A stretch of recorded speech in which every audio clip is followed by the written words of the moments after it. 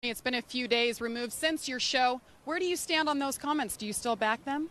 Well, I had a meeting yesterday morning, obviously, with NASCAR, and, the group of guys that I met with yesterday are a group of officials that I really have a lot of respect for, and they assured me that it doesn't work that way, and until there's something that proves it different, I believe this group of people. So, it just has been a lot of circumstances that have seemed like it has been that way, and it's a frustration that had been building, and it's been a hot topic of conversation obviously this year with a lot of people in the garage area. But like I said, I trust the people that I met with yesterday, and I trust when they tell me that it's not that way, that it's not. So if I'm wrong, I apologize for being wrong. But this level of racing is very intense. It's very there's a lot of money spent to be competitive here, and it's like I told him yesterday. It's not about the money to me. I want to win those trophies each week, and it was reassuring to me yesterday. It made me feel a lot better knowing that the people that I met with yesterday just reassured me that it's not done that way, and that knowing that at this level you're racing the best in the business, and you want to know that everything's on the up and up. So having them tell me that has made me feel a lot better about what we talked about. Well, Tony, on a lighter note, one of your competitors, Jeff Gordon, yesterday said, "You're the Rosie O'Donnell of NASCAR." What are your other competitors saying about what happened this weekend? What you said about this sport? I'm not sure I really should talk about it. There's a lot of people that have come up and talked to me about it, but this is a very intense sport, and there's a lot of times that we don't understand why NASCAR does the things they do, but there's reasons that they do the things they do. And like I said, the best thing that happened was me going and talking to them yesterday. It made me feel a lot better about it. My regret is that I wish I would have went to them first before I let the frustration get so bad that I talked about it to the public. But NASCAR is a pretty, they haven't become this successful over 58 years by making bad decisions, and I can't imagine that a group would compromise the integrity of the sport after talking to them. If you compromise it, you're not going to be successful for 58 straight years. So like I said, I feel a lot better after our meeting yesterday talking to NASCAR, and them telling me that it just doesn't work that way. So until something happens that proves it otherwise, I believe them 100%. All right, Tony Stewart has to get going. Brent, it's hard to believe 20 starts in both Busch and Cup combined. He has never won here at Talladega. Yeah, that is remarkable, Jamie. He has 6 second-place finishes in Cup races, and today he's going to start alongside his Busch competitors for the 5th time, where he has never finished better than 15th. Folks, we welcome you to our pit studio. I'm Brent Musburger, joined by Brad Doherty and a very special guest. Strange not to see him getting the 29 card, Jeff Burton, a veteran of nearly 450 Nextel Cup starts. And Jeff made his Busch debut nearly 20 years ago. And of the 24 wins he has in the series, 2 of them were this year. Dramatic fashion at Las Vegas, and of course again at Atlanta. Jeff, thanks for joining us. And let's take the issue of the caution flag. We hear fans talk about them, and they pull the field up at the end of the race. Where do you stand on what Tony said and NASCAR with the cautions? Well, the first thing I want to say for sure is that I don't have any doubt in my mind that NASCAR runs a fair race. If I believe for a minute that NASCAR was doing things to impact someone's opportunity to win the race more than me, I'd quit. I'd find me another way to make a living. We have to have integrity, and I have to walk into this garage area knowing I have the same chance as everybody else. So I'm not concerned about that one bit. Brad, do you think NASCAR plays favorites? You hear fans, they say that to me all the time. Oh, they did it because they want Jeff Gordon to win, or they want Junior to win. Do you think they do that? Absolutely not. The integrity of this operation cannot be compromised in any way, shape, form, just like Tony Stewart said. And but I want to also say I admire Tony Stewart and what he did. I like the fact that he spoke up and has an opinion. But with that opinion, though, you have to be able to go before the sanctioning body and take what's coming with it. But don't be everyone doesn't have to be in the same shoebox like other sports. Get up, speak your mind, then let's get this thing worked out, and then let's go race. All right, let's push that story aside. We've got some great stories about to unfold in the NASCAR Busch race. And as you watch today, you'll notice a not-so-familiar face, folks, on the pole. 19-year-old Brad Coleman. He's a tough Texan in his first year in the Busch Series, and it's the 5th consecutive race at that number 18 car owned by Joe Gibbs.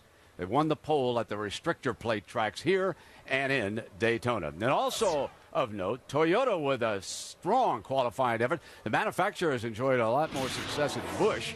Dave Blaney and Jason Leffler start right behind Coleman. And for the storylines making their way through the rest of the field, let's head down below to Alan Bestwick. Alan? We are ready, Brent. Hey, you know, to win here at Talladega, you have to have a strong car, miss the big wreck, and maybe get a little drafting help from a friend or a teammate at race's end. Martin Truex Jr. has won 3 straight Busch Series races here at Talladega. We'll talk with him in just a couple of minutes. Mike Massaro. Alan, you know, since 2003, Dale Earnhardt Incorporated is undefeated in Busch Series competition here in Talladega. The man who started that 4-race winning streak, Dale Earnhardt Jr. In just a few moments, we'll speak with Jr. to get his thoughts on how the complexion of the race is shaping up and maybe even get some insight on his future at Dale Earnhardt Incorporated. Dave Burns? Mike, last week, Clinton Boyer won the race at Phoenix, but this week it's a very different racetrack, a different race car, and he's got a different crew chief. We'll talk to Clint about making it 2 in a row and making that victory lane video the latest in the season so far. The 2007 NASCAR Busch Series season is underway. Kevin Harvick takes the checkered flag. Juan Pablo Montoya has won it here at Mexico City. They got door to door. Jeff Burton takes the win and Kyle Busch slams the wall. Burton will sail out of turn 4 and win his 2nd in a row. Edwards takes the victory. Man, that is awesome. Carl Edwards, he goes back-to-back after winning at Bristol. Kenseth, he takes the win here in Texas after spinning early in the race. And here's the checkered flag for Clint Boyer, who will take the win.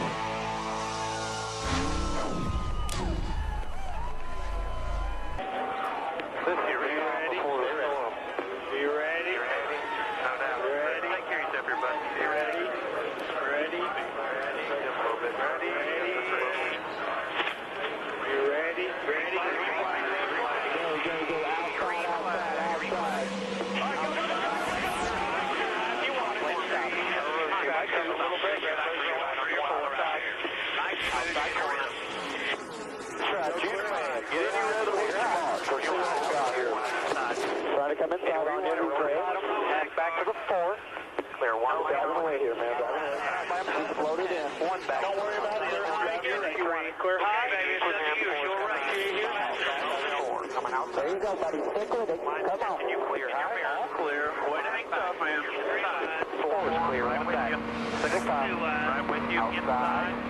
Clear. 3 wide. Middle. Clear. Up on the top. Out of turn 4, 19-year-old Brad Coleman trying to become the 37th different driver to lead a lap in NASCAR Busch competition, and he will do it as the Chevrolet for Joe Gibbs Racing leads lap 1 here at Talladega. Well, I tell you what, I bet they hope they got extra batteries up there on top. Those spotters were sure talking a lot. A lot of communication up there. A lot happening right now. See, Tony Stewart kind of opting for my strategy to start with. He's at the back right now, but huge pack in the front of the right here right now. And this is just going to change continuously all day. And the spotters' jobs here, I mean, they're so far away trying to see everything that's happening, but to having a good spotter here is invaluable. There's Tony Stewart in the Chevrolet, owned by Kevin Harvick Incorporated, back there behind Donnie Neuenberger. Stewart in the 33 car, the Old Spice Chevy, opting to go to the back of the pack and stay out of trouble early on. He has 4 NASCAR Busch Series starts here, but has never finished a Busch race at Talladega. Boy, the action's up front here right now early. These guys are jockeying back and forth trying to figure out who they can draft with. And we see the first 5 have gotten single file there. The racing starts from 6 on back, and of course that's back to about 26 from that point. But it won't take long before they'll be trying to take the lead away from young Brad Coleman. Guys, here are the 2 Ganassi cars, the 41 of Reed Sorensen and the 42 Juan Pablo Montoya. They're in the back of this gaggle of cars. We see that middle groove working pretty good. That middle slot, the 99 car and the 5 car working together, working that middle. And they got, once they get up to the front, they got to move out. They got to find a line to get in once they get there. But that middle works pretty good when they get 3 wide. You're exactly right, and it's amazing. It used to be where you never wanted to be at Daytona, Talladega. You never wanted to get yourself in that middle position.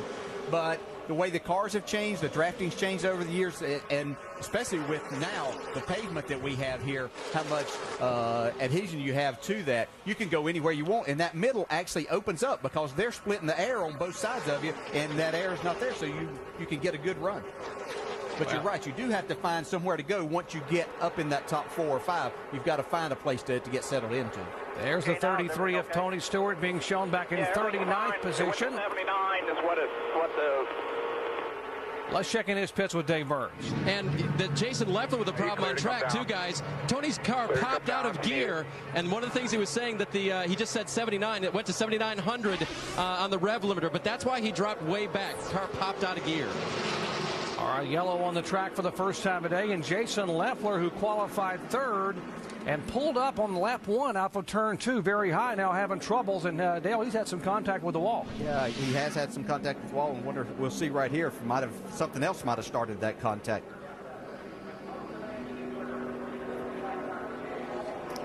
Oh, he got a little bit of a tap from behind. Yeah, turned him straight into the fence. Yeah, you know, this is part of the bump drafting that goes on here. And I think this is just a product of that. Top of 2 now. Top of 3 again. It looked like a pretty straight bump, but it turned Jason Leffler's car to the right and got him in the wall. Didn't have much room to work with. Yeah, you know, and sometimes you're actually right there in that position.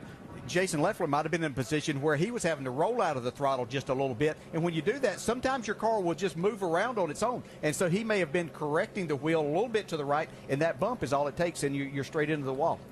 All right, we are under yellow for the first time today. Lap number 4 at Talladega. A bit of a tap from behind, and Toyota driver Jason Leffler has significant damage on the side of his car. They come roaring out of turn 4 at 190 miles an hour, and it doesn't take much to have a problem. All right, the field set for a restart here at Talladega. One caution coming out on lap 4. Jason Leffler's car behind while being repaired. We'll update that momentarily as we get ready to go back to full throttle. Easy there. Don't pass it. Stay in line. You're good. All good. Just right out in here. You got the 24 about 1 back. Looking to go high there. Still right with you.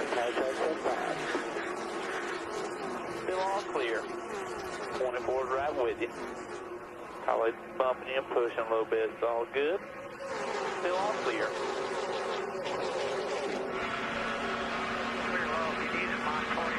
A little bit here. 25 behind Gapper. 24 in there. Y'all got your response on some guys. There you go.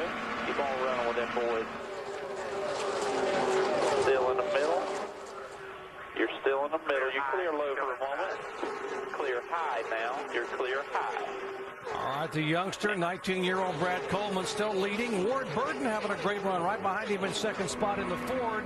There's a look at Ward's Ford Fusion out of the Bruco Motorsports stable, the former Daytona 500 winner, who hopes to be able to make up for the problems that were swept in an accident early at Daytona in the initial Busch race of the year. We've already had one incident today involving Jason Leffler, and he's standing by with Jamie Little. Just 5 laps in, the first victim of the bump drafting. Jason, what happened?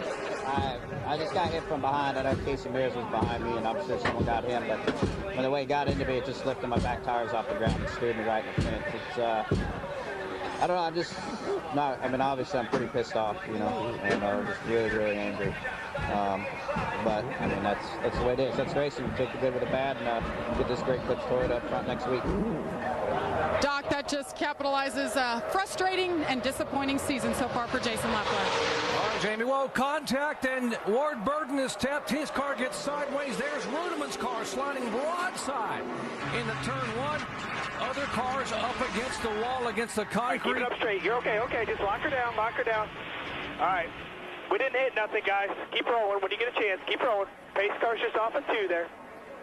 And Ward Burton's car was running second, got a tap from the high side. He tried to avoid the car coming down. He got sideways.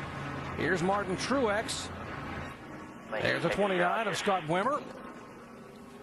Tell you, real lucky that wasn't what we call the big one. Not too many cars. Only looks like this 29 car is the only one that's got any significant damage from that. But that could have been huge. Yeah, that had the makings right where it happened. Obviously, with Ward running second, of tearing up a lot of race cars, but these guys did a terrific job in missing that.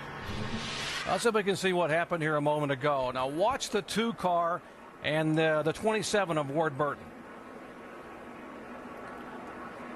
Just a light tap there, but these cars are they have so little downforce on this kind of racetrack, and they're kind of they're making a pretty good turn right through the tri-oval too, and once they make contact.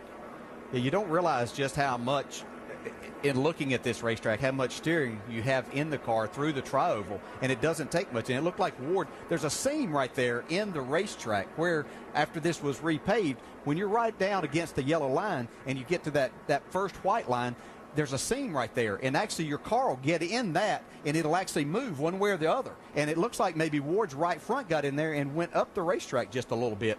I'm just guessing that happened because I've had it happen in my car before. Here's Martin Truex onboard camera. He goes up and he boom! Hit the wall, guys. Oh, he hit the wall pretty hard, DJ. Yeah, we didn't see that. We were talking about the 29. Yeah, this looks like it's going to put an end to that streak.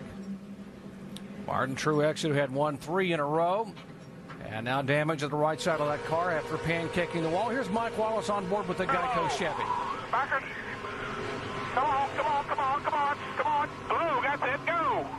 You're clear.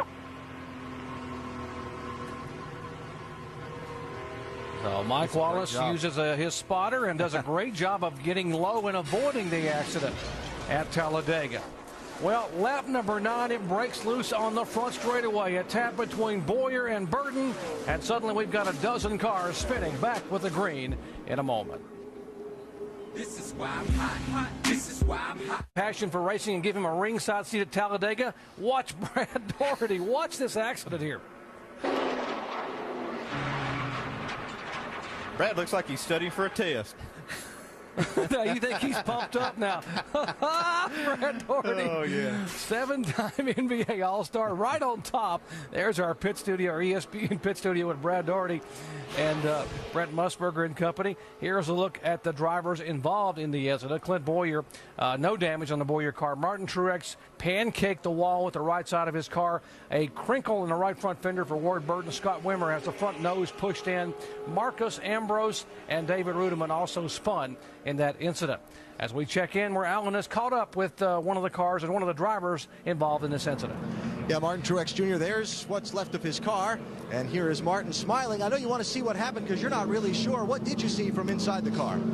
Well, this guy spinning in front of me, and I was good. I had a line through there. I was going to be fine. I just got hit from behind, so not sure why or what happened behind me, if somebody forgot to let off or couldn't see or what was going on. But just Talladega, typical deal. But streak comes to an end at 3. It was a good number at least, but hopefully better luck tomorrow for sure. See if we can show you what happened there. We'll pick up a little late where you could see it, but the streak comes to an end, and that is a sorry thing, and we're sorry you're out. Thanks. Yeah, appreciate it. Hey, at least it ended at 3. That's a good number, so we'll have better luck tomorrow, I hope. Here we go. Here's another look. See if you can see what happened here. As Ward looked like he got up and maybe got tapped and then behind. Yeah, just got hit from behind, Nothing you can do about that. So, had a good car. Thank all these guys that worked real hard on it, and we'll be back. Get them next time. All right, thanks, Martin. All right, as you look at that accident, I got to ask our experts up here, when you have cars that have contact like that, the 2 and the 27, who's the guy that everyone's going to say maybe could have avoided that? Well, I mean, it's just such close racing. And, again, going through that tri-oval, you have a good bit of wheel in the car right there. The back end is light. And again, I think that seam may have had a little bit to do with that, because the car looked like the 27 car may have moved up just a little bit. And that's not putting blame on anybody, because you're in there and the air is moving around everywhere. So things are just going to happen. But it's unfortunate. But as long as we're going to run with these rules, these things are going to happen. And you're going to run within 1/4 of an inch of each other. These are the things that you're going to have happen. I mean, it's just when you're running that close together. All right, let's get an update on Ward Burton and his pits with Mike Massaro. Well, Doc, just after the incident, Ward Burton radioed in saying he got a little bit of help, got pushed by the 6 car, which started that. Reminiscent of exactly what happened in February in Daytona when Ward Burton charged to the front and then got caught up in a wreck running inside the top 10. They've rebuilt this race car from the A post forward and the C post backwards. Over the last 3 laps, though, they've done some more repairs, stopping on 3 consecutive laps. In the process, they've changed a total of 8 tires because after changing the first set, they felt a vibration. They came back down to make sure everything was okay by changing all 4. Doc? All right, Mike, thank you. It has been a difficult week for Virginia native Ward Burton. He and his wife Tabitha and 14-year-old son Jeb spent much of the week at Virginia Tech. On the campus there in Blacksburg, Ward Burton's Conservation Foundation is a close partner with Virginia Tech and the university. He has so many friends that teach there, and obviously it has touched the Burton family, not only Ward Burton but his brother Jeff Burton. But Ward and his family spent quite a bit of time there in Blacksburg this week and still very, very touched and very saddened by the events of a week ago. So a tough beginning here for Ward Burton in the early laps at Talladega. Let's check in with Alan. Well, Doc, Ward's brother Jeff is among the interested observers down here as repairs go on to this 29 car. Scott Wimmer behind the wheel today. Scott, I talked with you before the race. You had really high hopes. What happened in front of you? I'm not 100% sure. It looked like 27 car maybe got turned around. And, you know, we run into each other the whole race long, and it's just hard to keep them under control. But I don't know. This car was really good. These guys are going to work hard. We're just going to end up points racing now. But proud of the guys. We'll get him back. You know, Jeff's a big cheerleader for this team, so he's down here helping out and trying to go after that owner's championship. So hopefully we don't get hurt too bad. Thanks, Scott. Sorry for your bad luck today. Squad to pit road, Dave. Alan, wanted to update on Dale Earnhardt Jr., who's always a story here at Talladega, but when he starts 25th and goes to fifth in 2 laps, we know he's got another good race car. He was involved in that, had a right front tire cut down. They came down pit road, changed 4 tires, and then Jr. reported a bad vibration. They brought it back down pit road again. As they took the tires off and changed that set, they checked to see if there was any suspension damage or brake rotor broken perhaps. Nothing that they can see so far. So for now, Junior stays on the track hoping they correct that problem. Also, Dave Blaney on and off pit road, damage to the front of his car this time, and it's a lot worse than it was at Daytona in the rear. And certainly when you damage, thank you very much, guys, when you damage the front of a car at a racetrack like Talladega or Daytona, it can be serious in terms of trying to be able to get the car back up to speed. As we retake the green flag here at Talladega, and the youngster again, Coleman, leads him down with a challenge from David Reagan behind him.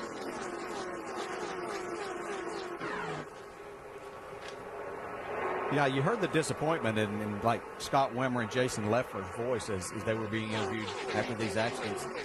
You know, they come here knowing that this is a really good chance that they have, because everybody has a chance to do well here, and you get down to those last laps, you have a chance to win, and that's been taken away from them early. Yeah, we see that 18 car got a great restart, and I tell you, sometimes that can really work against you at Talladega. You got about 10 or 12 car lengths out on these guys. They use that momentum, and they lined up on the outside and just motored right by.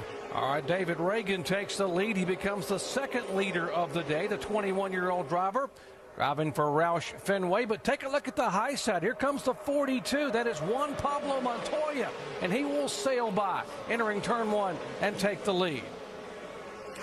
We look down on the bottom, we see Kyle Krisiloff in the 14. This is about as far up as he's been all year in a Busch race, so he's very confident. This is the kind of racetrack, though, that you can do that. These guys that you come into this restrictor plate race, I'll tell you, it can be anybody's race. Anybody can win here. Yeah, you really can, and this racetrack has so much grip that it just gives everybody confidence. Handling doesn't come into play hardly at all with these race cars, and especially this early on. So guys just hold it to the floor and go as far up to the front as they possibly can, and we see Juan Pablo Montoya in the lead right now.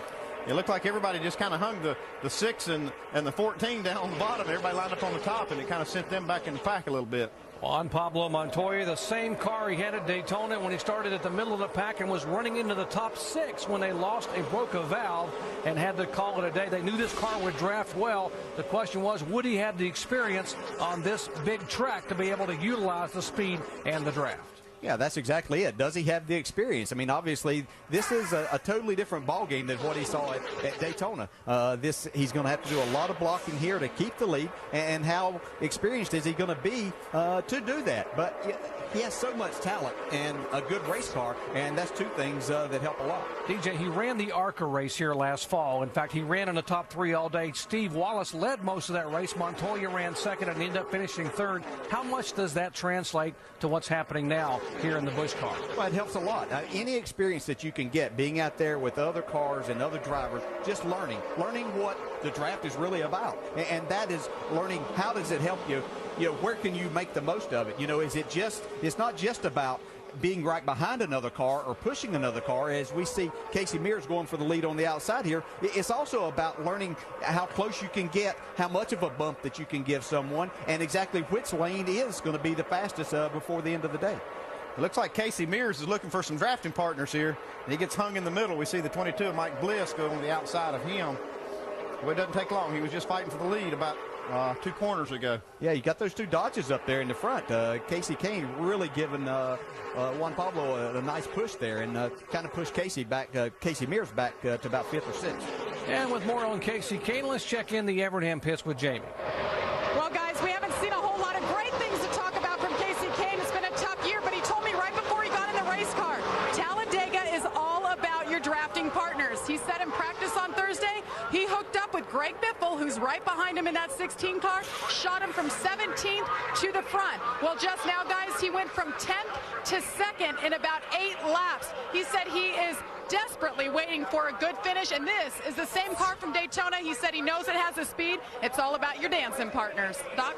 Exactly the same car. They never got a chance at Daytona, involved in an accident not of his own doing in the first 15 laps. They repaired the front of this car. He knew we would be awfully good here. And how about Carl Edwards?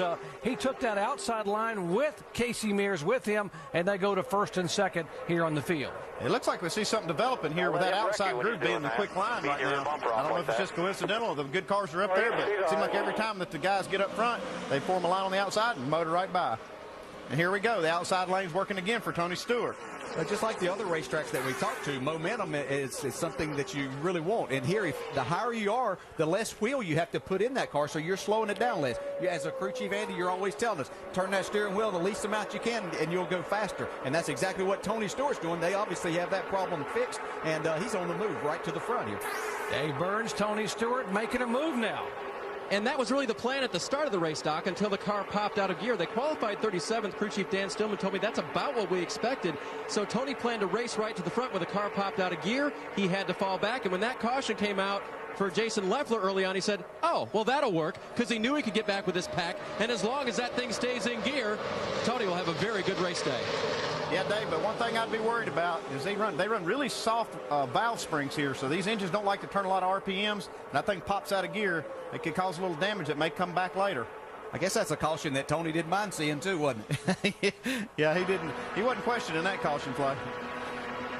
And back to Dave in the Tony Stewart pits. And Andy, just so you had those numbers one more time, Tony did report that he saw the tachometer rev up to 7,900. That was 400 over the 7,500 he was normally running at. So what do you think on those soft valve springs?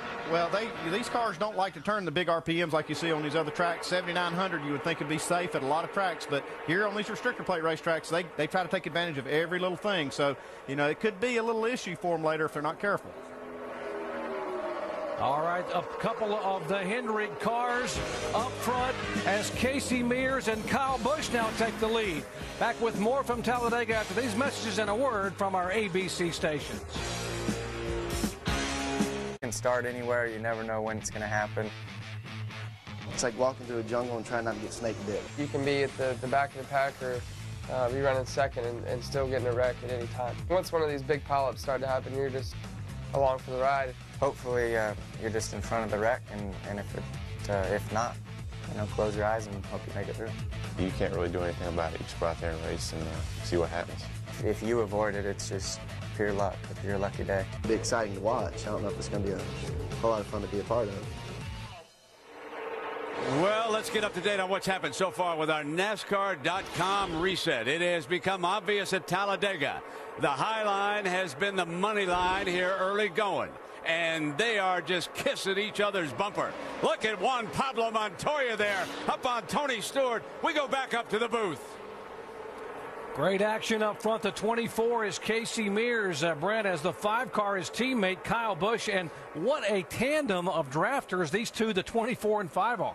This is just incredible racing. I mean, these guys, Kyle Busch seems to be able to push that 24 car just out to a 5, 6, 7 car length lead, and nobody else has been able to do that. But we talk about the high line, but then the next thing you know, these guys come right back around on the bottom, chucked up together, and that's the key, is Kyle Busch is able to stay with Casey Mears and not just push him out and let him go. He's able to stay right with him. Able to keep that gap just right against the bumper, and that really does make a big difference. All right, Rick Hendrick has 8 Cup wins here at Talladega, but he's never been a Busch Series owner. His cars run 1-2 as we check in their pits with Mike. Well, Doc, just a couple of years ago, Rick Hendrick got really discouraged with how badly his teams were getting beat by the DEI cars at restrictor plate tracks. Also a little bit discouraged with how there was a gap between his own race cars. So what did he do? He implemented a specialized team completely dedicated to restrictor plate racing. Less than a dozen people. Oh, and we've got trouble on the track, and it's Kyle Busch upside down. Big time crash. Kyle Busch goes upside down and rolls down across on his roof here on lap 26. Cars comes back over, and now side over side barrel rolls and comes to rest on its wheels. A horrific crash here at Talladega on lap 26 involving Kyle Busch, and thankfully the window net is down. There, the safety crews on the scene immediately, and Kyle Busch is climbing out of that car. Wow, listen to this crowd. Well, that's a true testament to the safety of these race cars. See him just jump out of that car like that. That was what would look like a very violent wreck, but man, he just jumped right out of there. It's a real testament to the safety features that these cars have. Yeah. Well, I'll show you again here. That doesn't take much here. Now, Kyle Busch, left side of your screen in the 5 car. Now, he moved to the outside to go around Casey Mears. It looked like Tony was going to go out there to help him, and it could have possibly been a little bit of contact. Yeah, it doesn't always have to be, because you can get yourself out there, and all of a sudden the air's changing, and just a horrific wreck. But once again, Kyle Busch gets out and walks away. We sure did a lot of damage. It looked to me like right here, as we watched this, it looked like that maybe they all started stacking up. It's hard to say that Tony Stewart wasn't getting some help from behind, or maybe even further back than right behind him. Like they're all just kind of stacking up. Yeah. Yeah, when that happens, usually because everything changes, the air changes, and what you've been doing right there, you might have been wide open at that time, and then all of a sudden things change. And so, you can't put any blame on anybody, I don't think, here. Although I think we do see a little contact between the 33 and the 5. But when he pulls out there, that car is automatically going to start coming back a little bit, because he's come out against a brick wall of wind right there. Even though he's got to run, that car automatically slows down when he pulls out there until he starts getting that help. So if you're Tony Stewart, and you're trying to get out of the gas and you're getting hit from behind, have you ever had that happen where you get hit from behind and you can't actually slow your car down and try to avoid that wreck? Somewhat reminiscent of the Brian Vickers, Jimmy Johnson contact in the Cup race last fall. Inconsequential, wasn't intended to happen. One car makes a move, another one just gets a slight tap, and off they go. On board here with David Rudeman. So 3 wide. Bracket, back it down, stay high, good job. Hey, you can see the tire flying up through the air. David Rudeman just went under the tire. It looked like he just ripped it right off the wheel. Yeah, that's almost a helpless feeling. You're sitting there wondering what's going to happen up in front of you as you're within 100 yards of everything happening, but you have debris flying everywhere and cars going everywhere. Everybody trying to avoid it, but David did a great job. Okay, leaders on pit road. Let's go down to Jamie. Well, guys, Casey Kane decided to roll the dice and stay out. He came over the radio after that incident and said, "What in the world was that?" The crew just told him, "Stay out, you're fine." Juan Pablo Montoya in, and 4-tire change. He stalls the car leaving. Tough to get these things refired, but he does it. A 4-tire change, chassis adjustment, tape off the front grille. Allen. Casey Mears pitting from the lead, giving up track position to keep the 24 car here in the pit box so they can check the right rear corner of the car where Kyle Busch bounced off at the beginning of that accident. They have time. They know the caution flag laps take a while here. They know there's plenty of time left in the race as well. Make the repairs, give up the track position now. You'll get it back later. Yeah, with the way the draft works here, you want to make sure you get your car all fixed back up, because you can make your way right back up to the front, but you got to have those aerodynamics right, and they're going to work on that car and get it right. We see them working on the 17 car here too, doing some of the same work. Once again, we are under caution. A frightening incident on lap 26, the 5-car. 21-year-old Kyle Busch trying to make a move. His car goes sideways. There's contact, and he gets airborne. And fortunately, Kyle able to walk away due to NASCAR's stringent safety requirements.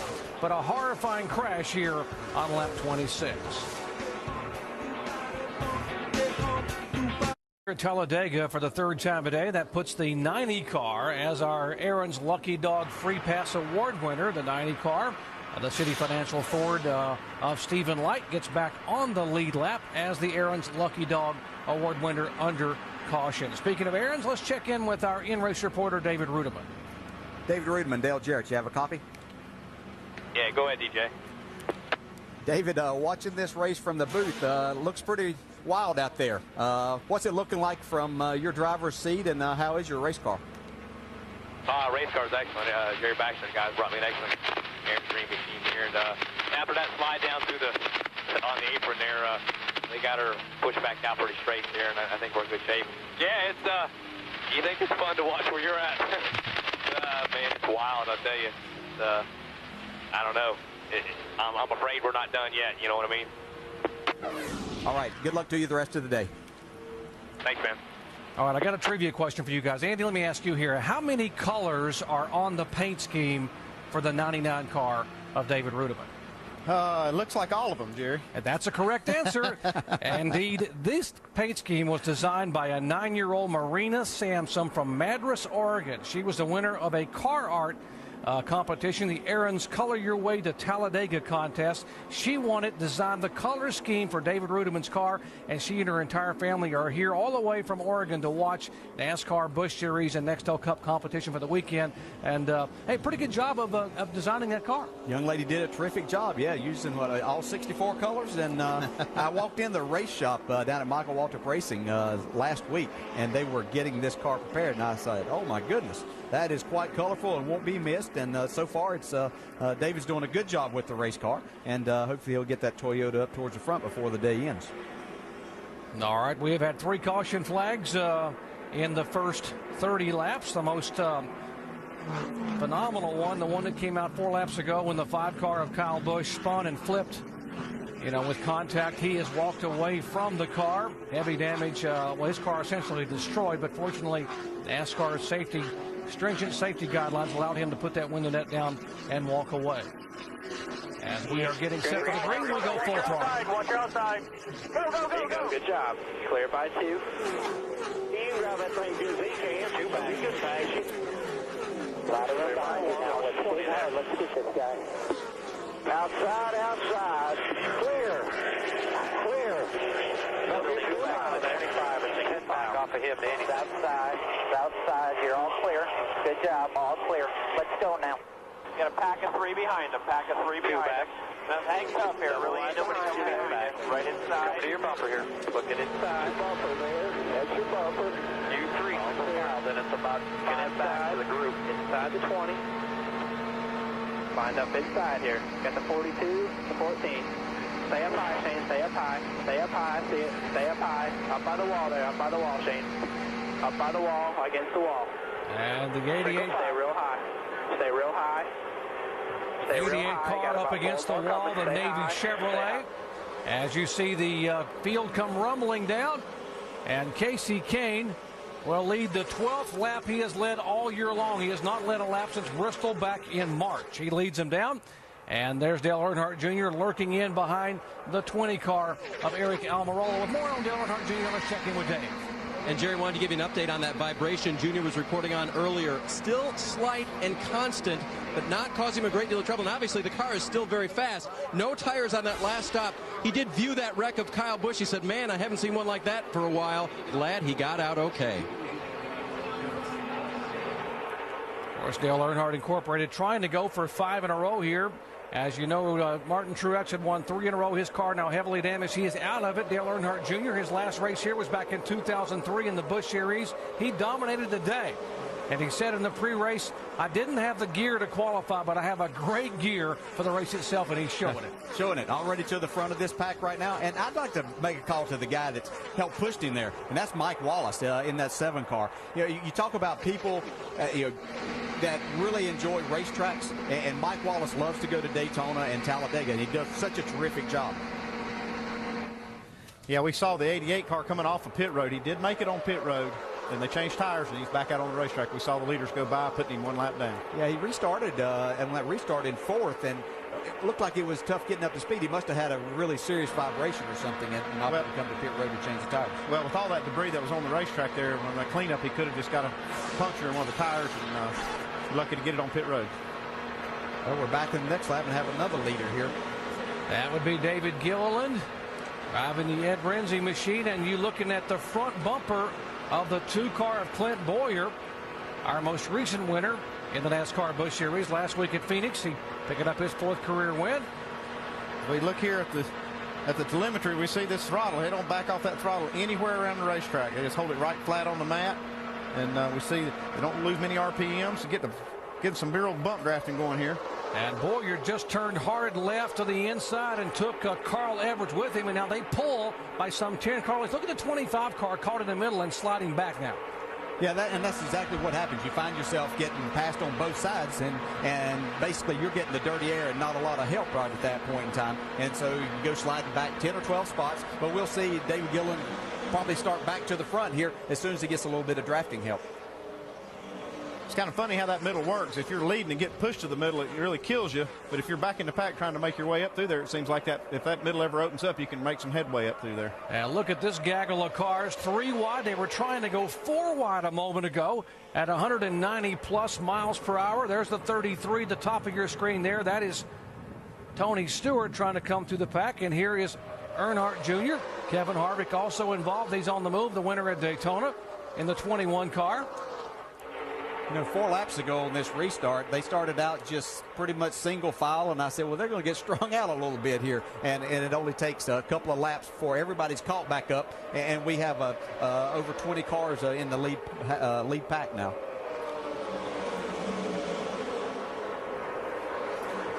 All right, our aerial coverage of this 3,000-acre complex brought to you by Goodyear, helping NASCAR fans get to the finish line for the past 25 years. Great panoramic view from the Goodyear blimp high above Talladega Superspeedway. Watch the drafting of the 42 and the 7. They basically have tied their bumpers together. Yeah, and that's exactly what you need is somebody that has a car that can stay right on you like that. Not just push you that little bit when you get to the corner, get a big separation. Now we can see the 42 falling back a little bit, and that's going to, even though he's pushed Mike Wallace up there pretty far, Mike doesn't have that help now, so it's going to be more difficult for him to get to where he wants, which is in front of the 2 car.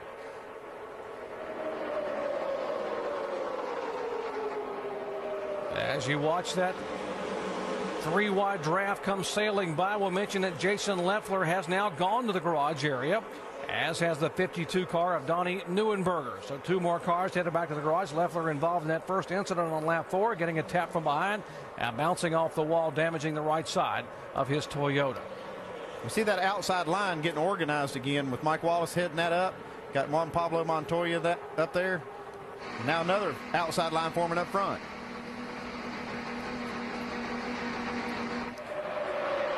And they are pushing and shoving and bump drafting, and a bump a moment ago almost got Mike Wallace in the 7 sideways.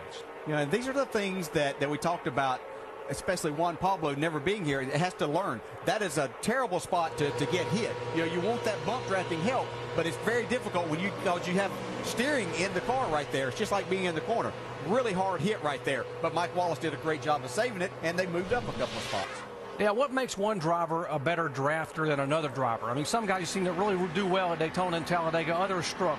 Well, there's probably a lot of things. Obviously, a really good race car can help a lot of times, but understanding the air and what you can and can't do and what is best at what particular place on the racetrack. But guys that have that feel, Dale Earnhardt, we used to always talk about him being able to see air. Obviously, you can't really do that, but he had a sense, I believe, that no one else had. And he knew that just from the feel of his race car, and he understood exactly what the aerodynamics around these race cars was doing and what the air was doing. So he took advantage of every bit of that, and he taught us all a lot. And that was the best thing about being able to have a good enough car to race with him and around him, was that you learned so much just by watching the things that he did. And that's where most of us got our knowledge from, was racing with and around him, and he was helping us to understand a lot more about drafting techniques. Dale Earnhardt Sr., an 11-time winner here at Talladega. Meanwhile, back in the garage area, Mike Massaro has caught up with Kyle Busch. And Doc, after taking a wild ride, Kyle Busch has now emerged from the care center with a clean bill of health, but looks a little bit aggravated, and I can't blame him. What happened? First off, I'm all right, so that's a good thing. But just out there racing, and I got a good run, good push from Stewart behind me, and got a run on the outside of Casey. And, I don't know if Stewart decided at the last minute he was going to follow me, and he was already alongside me or what. But the best driver in NASCAR wrecked me and turned me sideways and right into my teammate. It was just like what happened with Vickers and Johnson and Earnhardt last fall, but luckily Casey didn't get in the mess. At least I don't think he did. I haven't seen a replay yet, but it was a pretty wild ride there, but it's a privilege to race on this racetrack with such drivers at that caliber. You always know it's a possibility when you come to Talladega, but after taking a ride like this today, how difficult will it be to get behind the wheel again on Sunday? I'm paid to do it. I got to get back out there and do it again. So you put it behind you and keep going. Thanks, Kyle. Doc, another disappointing day for Kyle Busch. Unfortunately, though, he's able to walk away from what was a scary incident there just a few laps ago. And we are being told that NASCAR has warned Juan Pablo Montoya, the 42, about some aggressive driving after that bump drafting incident a moment ago in the back of the 7 car. Here's what's happening at Talladega. At 190-plus miles per hour, they are swapping the lead back and forth. It was a Toyota a moment ago for Rudeman. Now Carl Edwards makes the move back up front. They are pushing and shoving more when we come back in just a moment. And time for us to go over to the Chevy cutaway car. Tim Brewer, aerodynamics are going to be critical here at Talladega. Yeah, Brett, the teams work a lot of hours making the car as slick as possible, lowering the drag at Talladega. NASCAR comes back, they put this roof deflector on here. What it does, creates a big hole in the air. Therefore, the cars behind the car accelerates up. Draft really great. Back here in the rear of the car, this is a conventional rear spoiler the teams use for downforce. NASCAR, on the other hand, they want to slow the cars down. They come in here and put this gurney on here facing forward. Creates a lot of drag, puts a lot of downforce on the car, slows the car down, makes it better for racing for NASCAR. Back up to you guys. All right, Timmy, thank you. And one driver who doesn't have a good view right now of what's happening is Regan Smith. They're the 4 car for Gent Racing, and the hood has just come completely up right over the windshield. Yeah, there have been times I wanted to close my eyes and try to go through some of the stuff around here, but this is unfortunate. He had a great run going. He was doing a terrific job up in the draft, but this looks like maybe just the hood pins just pulled straight out. And that much air can just take the hood and just buckle it, huh? And you just take it right off the hinges and slide it back? Oh, yeah, Doc, I'm telling you, there's so much force when that hood pops up like that. It's a wonder it doesn't knock a driver unconscious when it hits the roof. But really kind of strange how that happened, unless he got in, maybe bumped with somebody in one of those accidents there and knocked the pins loose for that hood to pop up like that. Boy, I'll tell you, that's kind of a scary thing. All right, we've had 13 different lead changes among 12 different drivers, and Clint Boyer was being shown as a leader. I say was because there goes the 24 car of Casey Mears, getting another push by Mike Wallace, and Mike gets another assist, getting someone to the front. Yeah, he's doing a terrific job of that, but it wasn't that long ago that Casey Mears had come into the pits under that caution and was working to fix his car, and he was at the very back of the pack, and here he is probably less than 15 laps later. He's in the lead as Greg Biffle makes his bid for the lead. All right, Biffle under the assault of Mears, and here to the inside goes Mike Wallace. He gets a little bit of a tap from behind, and Wallace tries to head to the front and get by the Mears car. As Carl Edwards pushing Mike Wallace up there. And Mike Wallace does such a good job of getting himself in position at these racetracks. And he has a good race car, and he's put it out front right now. And it's going to be interesting to see if his car is fast enough to stay there for very long. That's what you always wonder. Yeah, you can get pushed there, but how long are you going to be able to stay up front? Mike Wallace has won here at Talladega in ARCA competition back in 1995. He's won at Daytona in the Trucks, ARCA, Busch Series. He is very good on these super speedways, and now he is the leader at Talladega. I tell you what, when you got these guys like Mike Wallace, and he knows how to work that draft, and you see these guys getting right up on his back bumper, and he knows how to work that air. Yeah, and the thing is Mike has a fast car. It might not be the fastest car here, but when you get out front, to stay there, you're really going to have to do some blocking maneuvers. You're going to have to use not only that air that you've got in front of you, having the clean air there, but you're going to have to use some of that with guys coming up from behind you. He's got Carl Edwards right behind him, but as you saw going down the backstretch just a second ago, he had some guys trying to come from the outside, and he was trying to use that.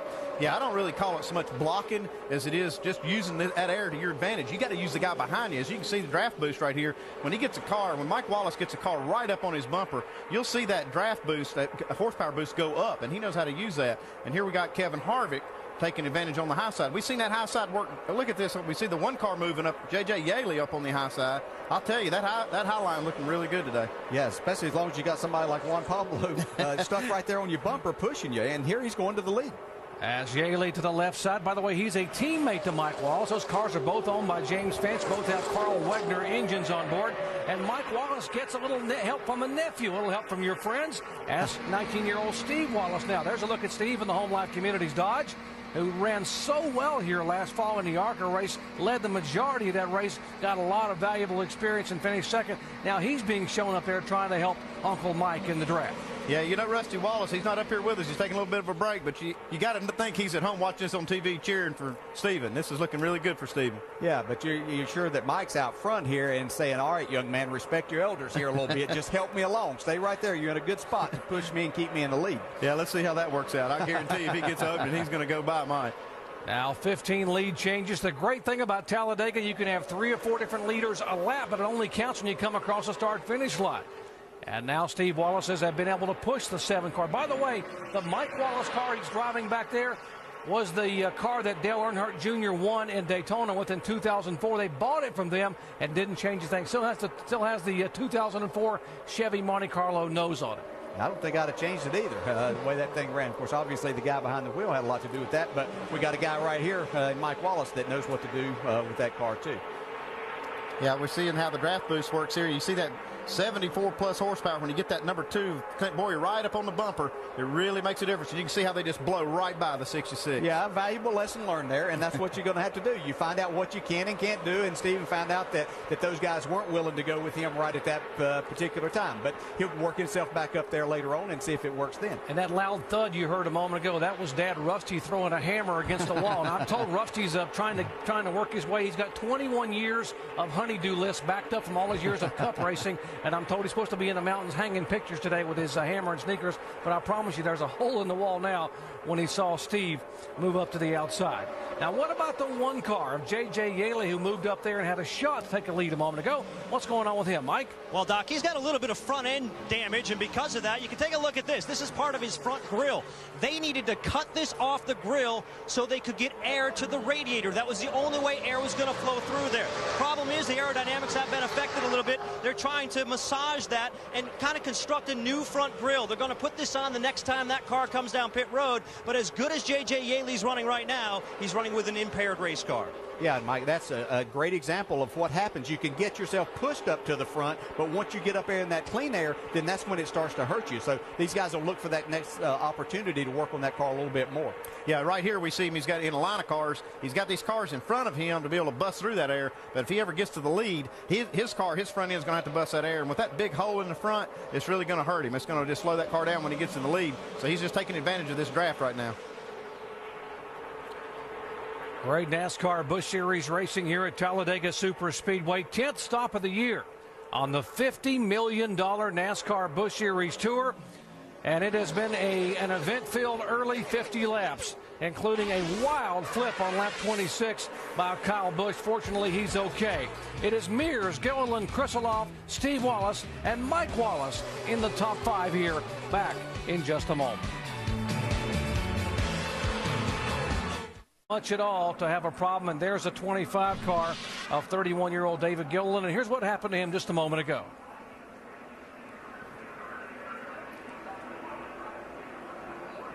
Well, it looked like David had thoughts. He had a push from the 33 car of Tony Stewart, and he had thoughts of going around Casey Mears, the leader, on the outside.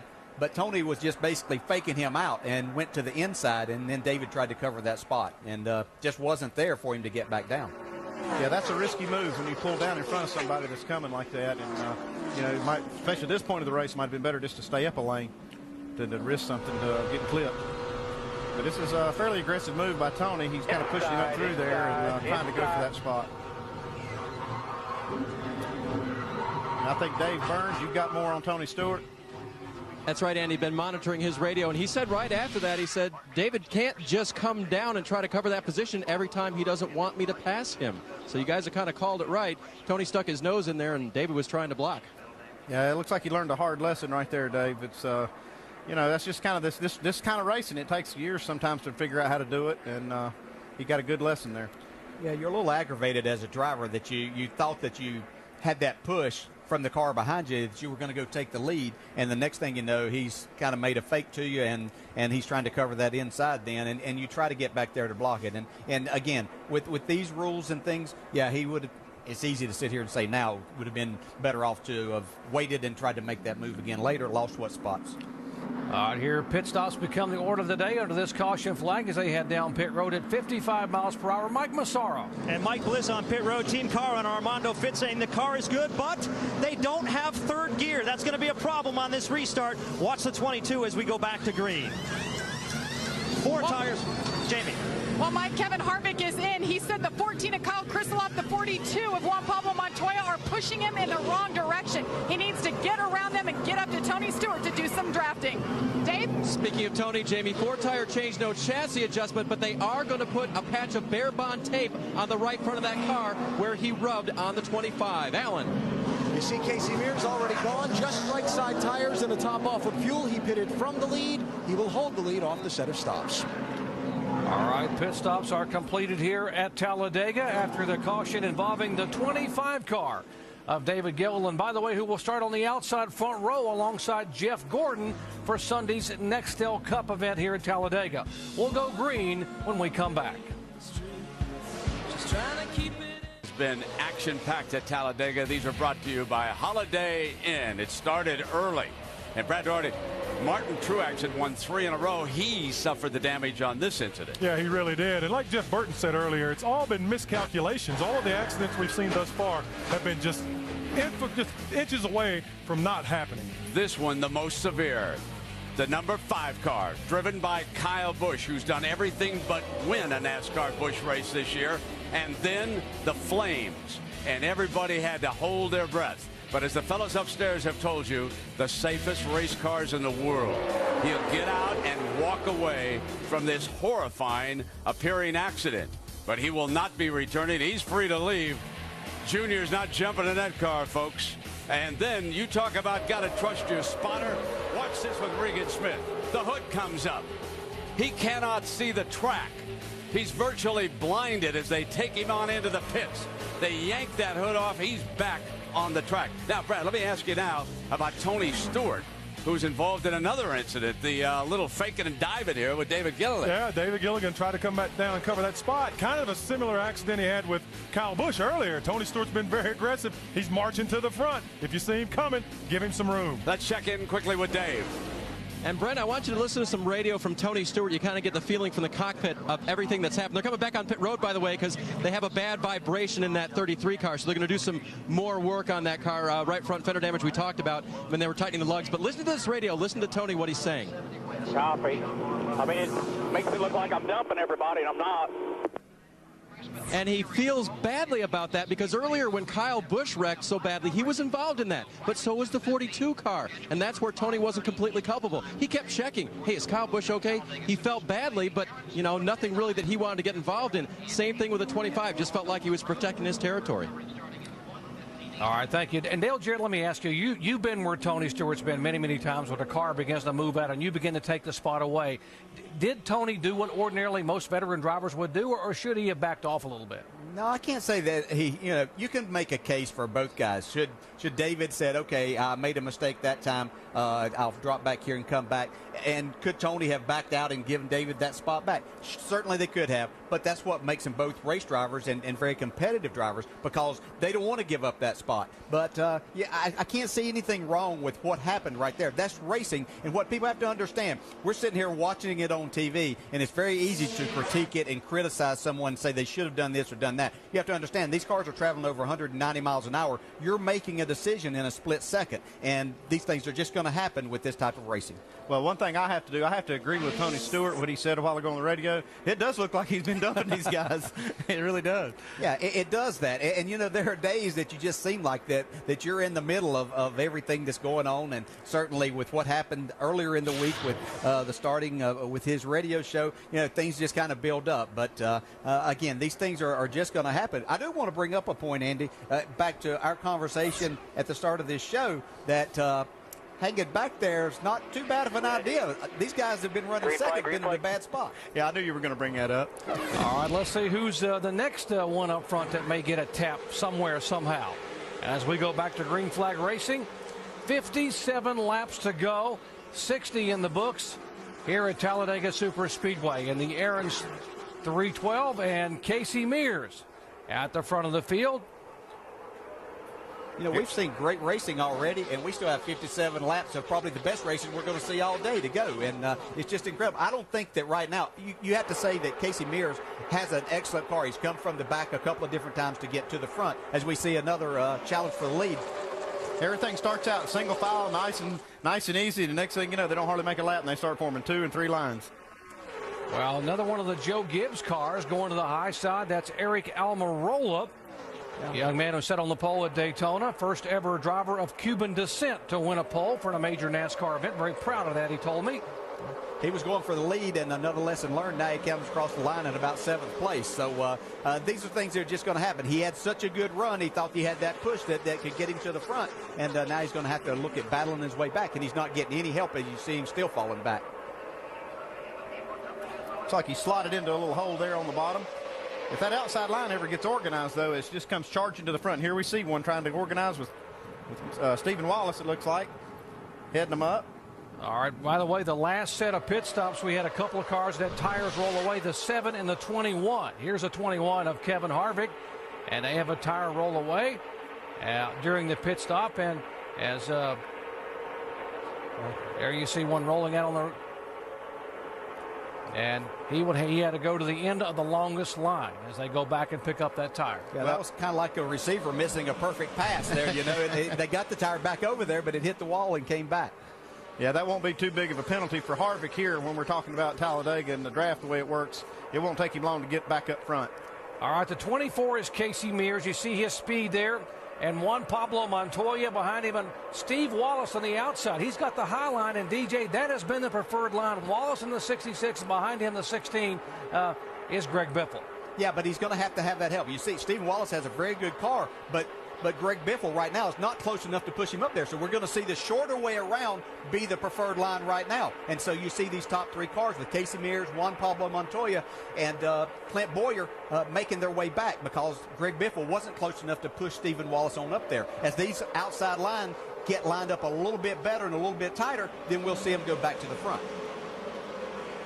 As we check in the leaders' pits with Alan.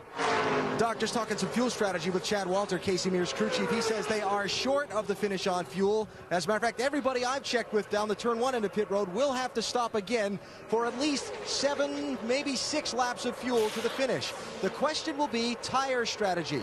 Mears took just right sides on that pit stop, but I've already heard one driver, Carl Edwards, talk about the fact that as this race wears on, the handling is becoming more of a factor than they expected, and he might want tires on his final pit stop, where his crew chief was thinking maybe they would just get gas then. Dave?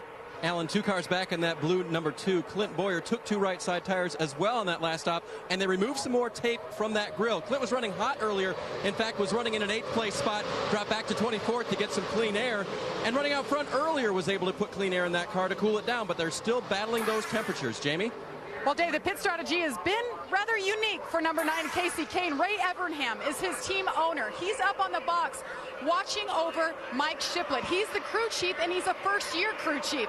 2 pit stops ago, he told Casey to stay out. He was the only car that stayed out. Ray Evernham got on him and said, we should have come in, you should not have kept him out, now we have to gamble. Long story short, last pit stop, guys, he came in with 3 laps to spare. They just topped it off, and Ray Evernham told me Kasey Kahne can make it to the end. Mike.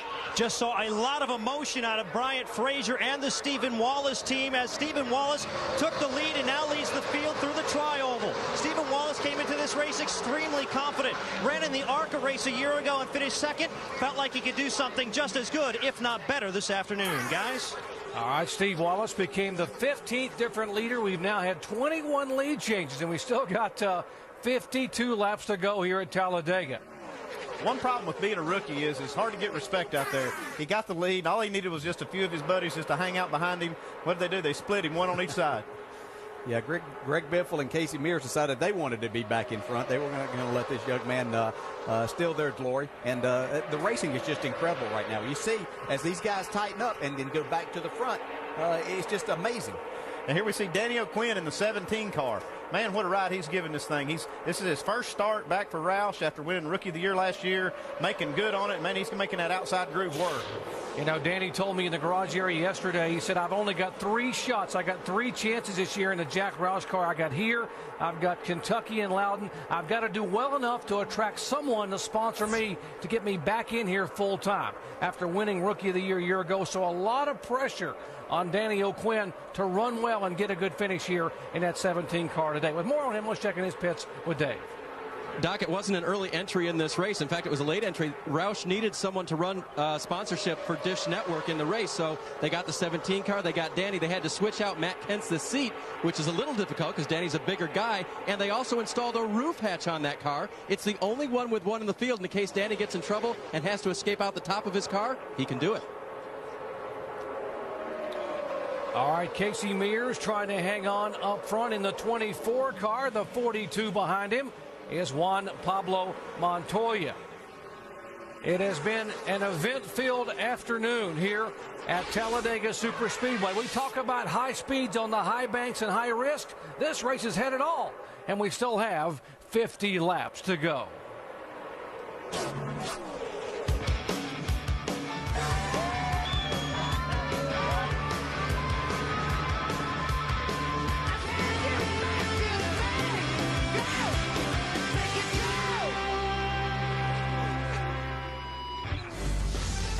And ESPN2 HD. As we head down to Tim Brewer in our Chevy cutaway car. Tim? Tell you what, Jerry, when the guys come down pit road, this piece of tape on this steering wheel is very important to have it positioned right here. Crew chief's going to holler at the driver, steering wheel position. The next thing you're going to know, they're going to come around the front of the car. The tire positioning is very critical. This fender opening is so tight around the circumference of this tire right here. If he hadn't got that tape in the right position, the guy changing the tire cannot get the tire off, can't get the one back on. So it's a very critical area, and it's due to aerodynamics. These guys don't want to give up anything, so they bring the driver in. He's got to have that wheel position just to get the tires on and off the race car. Back up to you guys. All right, thank you, Tim. For more information, you can log on to ESPN.com, search word Autotech, as you understand what happens here in NASCAR racing by virtue of our Chevy cutaway car. Well, we have 23. We've had 23 lead changes this afternoon at Talladega, and it's exactly what you expect here. Drivers, and Dale Jarrett talked about it at the top of the show to Andy Petrie. If you start toward the back of the pack and you stay out of trouble, then when it's time to go in the final 45 or 50 laps, they begin to move toward the front. And guess what? We got a couple of guys named Harvick and Earnhardt who are doing just that. Yeah, these guys, I've been watching them. They've been actually in another little small group, about 20 car lengths behind this league draft, just hanging out. Me and Dale were talking about it. I said, I hate it when you're right. You know, you talk about all these wrecks happening with the first and second place cars and third place cars, and these guys hanging around in the back and avoiding them. But we watched that, and all of a sudden now you see Dale Earnhardt Jr. try to just take his car right up to the front, and he's made a little headway in just a few laps. Yeah, he has. And basically probably what he was doing, he knows he has a good race car. The restarts have been a little bit wild. And so I think that's exactly what he was looking at, was while they were 3 and 4 wide, he didn't want to be a part of that for the time being. So he let them get down to really just 2 wide, and then that's when he started making his charge, and he's up into the top 10 now. Guys, a 7 car of Mike Wallace, who was one of our early leaders, has slowed a little bit, has slowed up compared to the pace he was running earlier. There's the onboard camera for Mike and the Geico Chevrolet.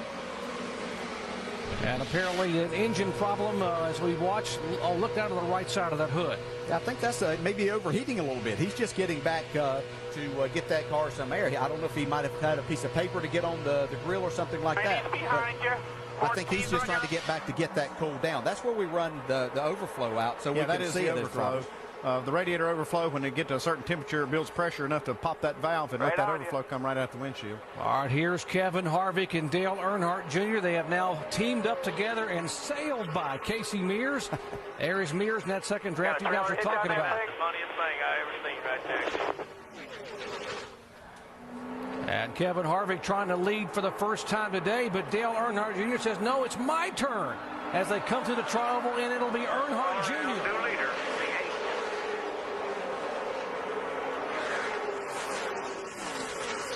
Well, I tell you, it didn't take him long. He was back there in that second group looking like he wasn't anything, and all of a sudden he punches the button and he takes that thing up to the front. Yeah, less than 10 laps ago, he was back in 24th spot. Hey, guys, look at the crowd on their feet, over 100,000 strong when that 8 car went to the front. And by the way, 3 laps ago, this 8 car was 21st on the grid.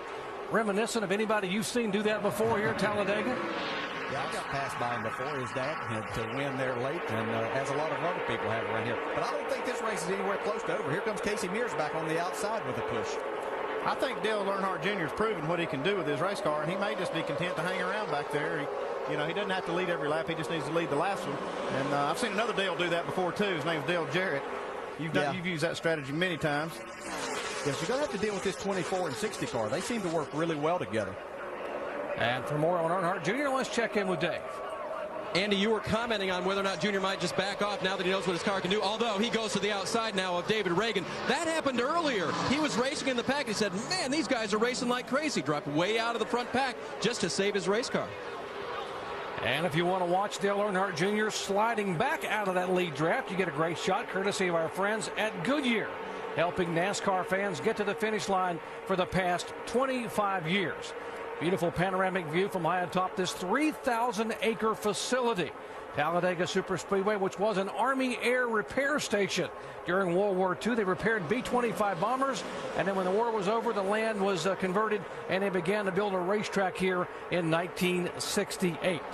We're going to see this 8 car come back to the front because Kevin Harvick slowed just a little bit to get behind Junior. He could have probably gone around him and left him hanging out, but that shows what kind of respect Junior has out there. And Harvick got in there. He's got the 42 right behind him. This outside line is going to come again. Now we see Tony trying to get up and want to be a part of that, but he's a little bit late in that move.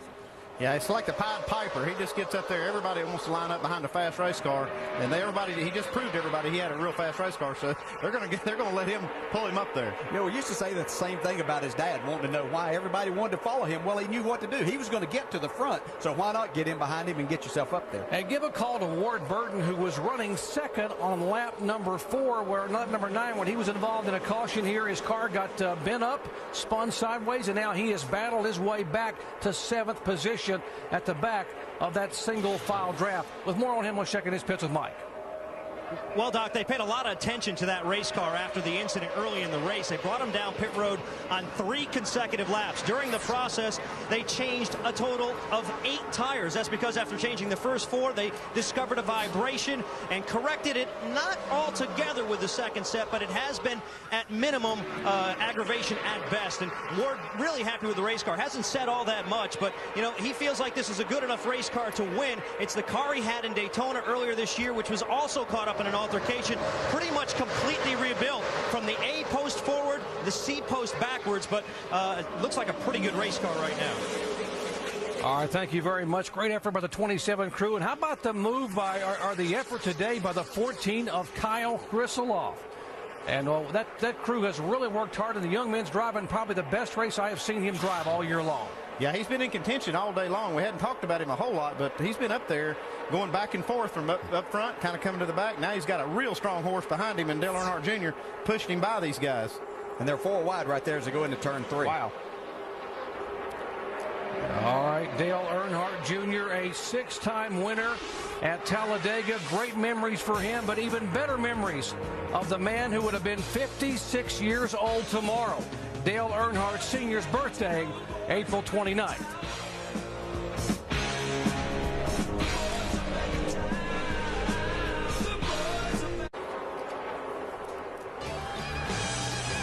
You can't come to Talladega without remembering one of the greatest performances in NASCAR history. Back in October of 2000, Dale Earnhardt Sr. from 18th position in 3 laps to go to take the win here. One of the most phenomenal efforts I have ever seen, and we were here to make that call, myself, the late Benny Parsons, and Ned Jarrett. What a memorable day. There's a look at the numbers. Rookie of the Year back in '79, a 7-time Nextel Cup champion, tying the King Richard Petty. His 76th and final win came here on that day in 2000. And, of course, who will forever forget when he finally won the Daytona 500 in 1998. And there's Dale Earnhardt Jr. as he is trying to himself set sail back toward the front, but he has got a ways to go, because Carl Edwards now has gone back around Juan Pablo Montoya, as we now have had our 26th different lead change. We are 4 away from tying the record, and 16 different cars have led. It looks like nobody's been able to hold the lead. These guys can get up there. We see Kevin Harvick getting a big push from Eric Almirola in the 20. They'll get a big lead, get out there, but they just don't seem to be able to hold the lead for any length of time. Yeah, Andy, that's just what this aero package is about. It makes such a big hole that you get that run, and you see these guys way out front right now. But here, before they get back into turn 1, they're going to have company again. And it's just amazing. They get tucked up and get such a big run. 2 cars get away from them. But you're going to find out here in just a second that they're not going to be able to hold the lead either as another group of cars comes up.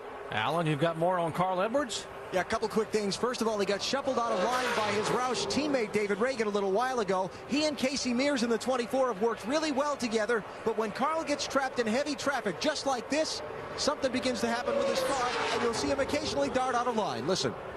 24, I'm cool following him. I just got to keep the nose cool.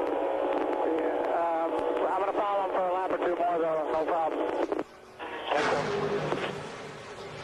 Overheating has been a problem for several cars on pit road today. So if you see that 60 pop out of line every now and then, he's just trying to keep the temperature under control. Just something else to think about when he's in all this heavy traffic. Yeah, Alan, one of the problems with this real tight drafting is that you don't get any air in the front. When you got your front end and that grill right up on that bumper, there's hardly any air going in the front grill opening. So these guys can do that for a while. They can stay tucked in real tight, but then they'll have to breathe it, get it out there, get it some fresh air, cool the radiator back down, and then go back at it. Yeah, we've heard Andy talk about the aerodynamics of these cars. We heard Tim Brewer talking about how important that is, the front of these cars. And so we're going to run as much tape as we possibly can on the front to make them go faster if we can get out front. The thing is, when you stay packed up like this, you're not getting any air to that. And so that makes it very difficult. Sometimes you just have to get out and breathe it a little bit. That was a great shot from the bumper cam to show you that grill opening and how these guys tape it up. Try to restrict that flow a little bit, just get a little extra speed. And you heard that radio communication. For more information, you can log on to ESPN.com, search word communications. Find folks at Nextel. Be able to hear that driver crew chief commentary and driver spotter commentary. A typical Talladega afternoon, lots of different lead changes, lots of different leaders, and no one seems to be able to stay there for very long. No, we saw the 8 car of Dale Earnhardt Jr. make his way up to the front just a few laps ago, and now he's back in 19th. I think Jr. was just finding out exactly how long it was going to take him to get his car to the front so he can calculate that and be ready at the end of this race. Looks like we've got some hood pin problem maybe for the 20 car. And there's a hood pin flapping on the front of Eric Almirola's car, who is our leader. We've already seen hood come flying up on Regan Smith's car, come right across the windshield. And Andy, as a crew chief, you see that, what are you thinking? Well, I'm not too worried about that one hood pin being out of there. We've got a good shot, a great camera shot there of the other 3 hood pins being secured. So I think NASCAR will be okay with having 3 in there. But if they get get another one that pops out of there, then I'd get worried. Yeah, that wasn't one of the outside ones. I think that's where you really get worried, because that hood could possibly bend up just a little bit, being one of the outsides. But this being one of the 2 that's towards the middle of the race car, as we see, chances are that everything will be okay there. And I think NASCAR, as you said, will be all right with that happening. There's a look at the progression for Eric Almirola, the 23-year-old Tampa, Florida native, making his 6th start of the year, all the way up to 3rd position, now getting shuffled back there right in front of Steve Wallace in the Home Life Communities effort. We have now equaled the all-time NASCAR Busch Series record for lead changes at Talladega. 30 lead changes. 16 different cars have led as Kevin Harvick now, reigning NASCAR Busch champion, goes to the point, and here comes Montoya. He has a really fast race car. Seems his car really runs good off the corner. He gets a good run there, and he had gotten a push from Greg Biffle to send him up there. Now he's going to need Biffle to get back to his bumper, or he's going to be hung out on the outside once again. Yeah, the 42 car has been consistently at the front all day. Right. And trouble on a racetrack. A couple of cars involved. Biffle in the 16 car down across the grass. There's Greg Biffle sliding, the former champion. John Wood in the 47 car. Okay. Somebody got us in the right rear, guys. Turned his head on in the wall. So caution for the 5th time a day, and John Wood was having a very good run, as was Greg Biffle, but John Wood just can't buy a break. He sure can't. A very talented young man and driver, but that last 3 weeks just hasn't had any luck whatsoever. We have a look here at the replay. See Biffle right in the middle of the racetrack there. We've got Carl Edwards coming up to him. Oh, we see a big hard bump draft right there, and that was just, there was just too much closure rate. They were coming too fast into each other. Yeah, and he was pushing him to the 42, and then the 16 car, Greg Biffle, couldn't go any further, and he got one more big shot, and that turned him to the right into the wall. Biffle at 190 plus miles an hour with that Ford. Fusion comes across and just catches the right rear fender of John Wood. As we ride on board now with the 90 car of Stephen Light and see his point of view. Go low here, bud. Go low. Good job, man. Good job. All right, talk to me when you get a chance. Just a little. Oh, John Wood just can't catch it, bro. John Wood was one of those cars laying back with Dale Earnhardt Jr. and Bobby Labonte and those guys. He'd been back in that other pack, and it looked like he had just kind of started making his move to the front, and then gets caught up in somebody else's wreck. Well, there's an example that my deal doesn't work all the time either, so you just never know when it's gonna happen to you, and it is unfortunate for John Wood. That team is working extremely hard. I think the world of the Wood family, and John does have a lot of talent, but he just can't seem to be in the right place at the right time here recently. All right, here's Shane Huffman, who is our Aaron's Lucky Dog Free Pass Award winner here. He will get his lap back. He is the first car 1 lap down here as we work the 5th caution flag of the afternoon, the U.S. Navy Chevrolet, and he will get back his lap that he was behind the leaders. Yeah, this is going to be a huge break for Shane Huffman because he's got a fast race car, and now he's going to be able to get up here and race him. Pit road is very busy right now, Mike Massaro. Mike Bliss comes in running second. What a run for him. He started 31st. Problem, though, they still do not have 3rd gear. This was a blessing to have the caution come out here under yellow so they can pit. They can get off pit road a little quicker. Jamie.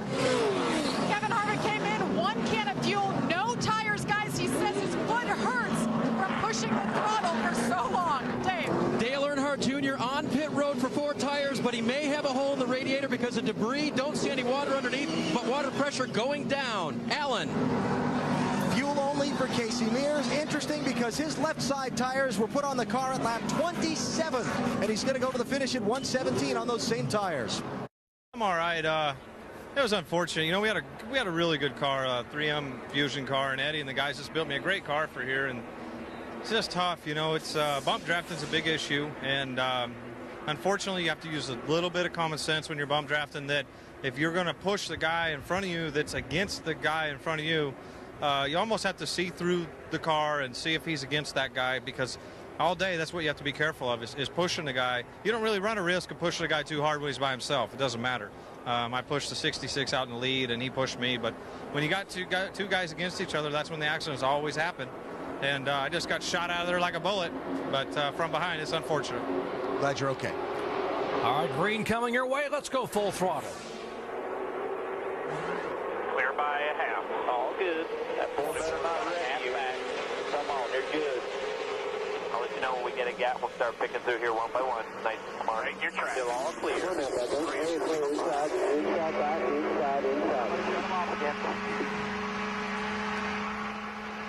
And the 8 car off the pace down below the apron. Dale Earnhardt Jr. You heard the pit report a moment ago that he might have a hole in the radiator from debris on the racetrack. Dave. That is not the issue. The water pressure was okay. Broke 3rd and 4th gear, he believes. You can't win a race at Talladega that way. Only has second.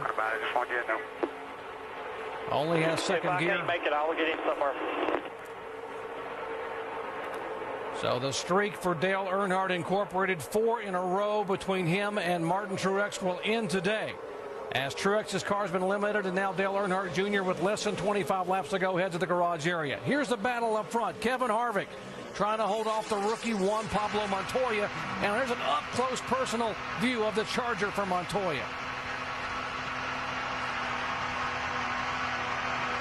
He picked up one thing about drafting in a hurry, and that's the closer you can stay to that car in front of you, the faster the two of you are going to go. And they've pulled out to a 5 or 6 car length lead right now. Yeah, one problem with getting too far out here, though, just being 2 cars running together, it's going to be, you're kind of be a sitting duck for these guys if they get lined up behind you. It's going to take them a few laps to run these two down, because the 42, well, he's got a little bit of distance there now, but he's able to stay. He gets off the corner so well, he's able to stay so close to that car that it really makes it difficult for these guys to run him down, although they will here in just a couple of laps. About a 10 car length separation between the front 2 with Harvick and Montoya, and the 24 of Mears. And take a look at the draft boost there, Montoya and Harvick, with the drafting effect of the 42 car on the 21. And here comes the 24. Let's see what kind of effect it has on Montoya. We talked about him being a sitting duck, and here you can see an illustration of that.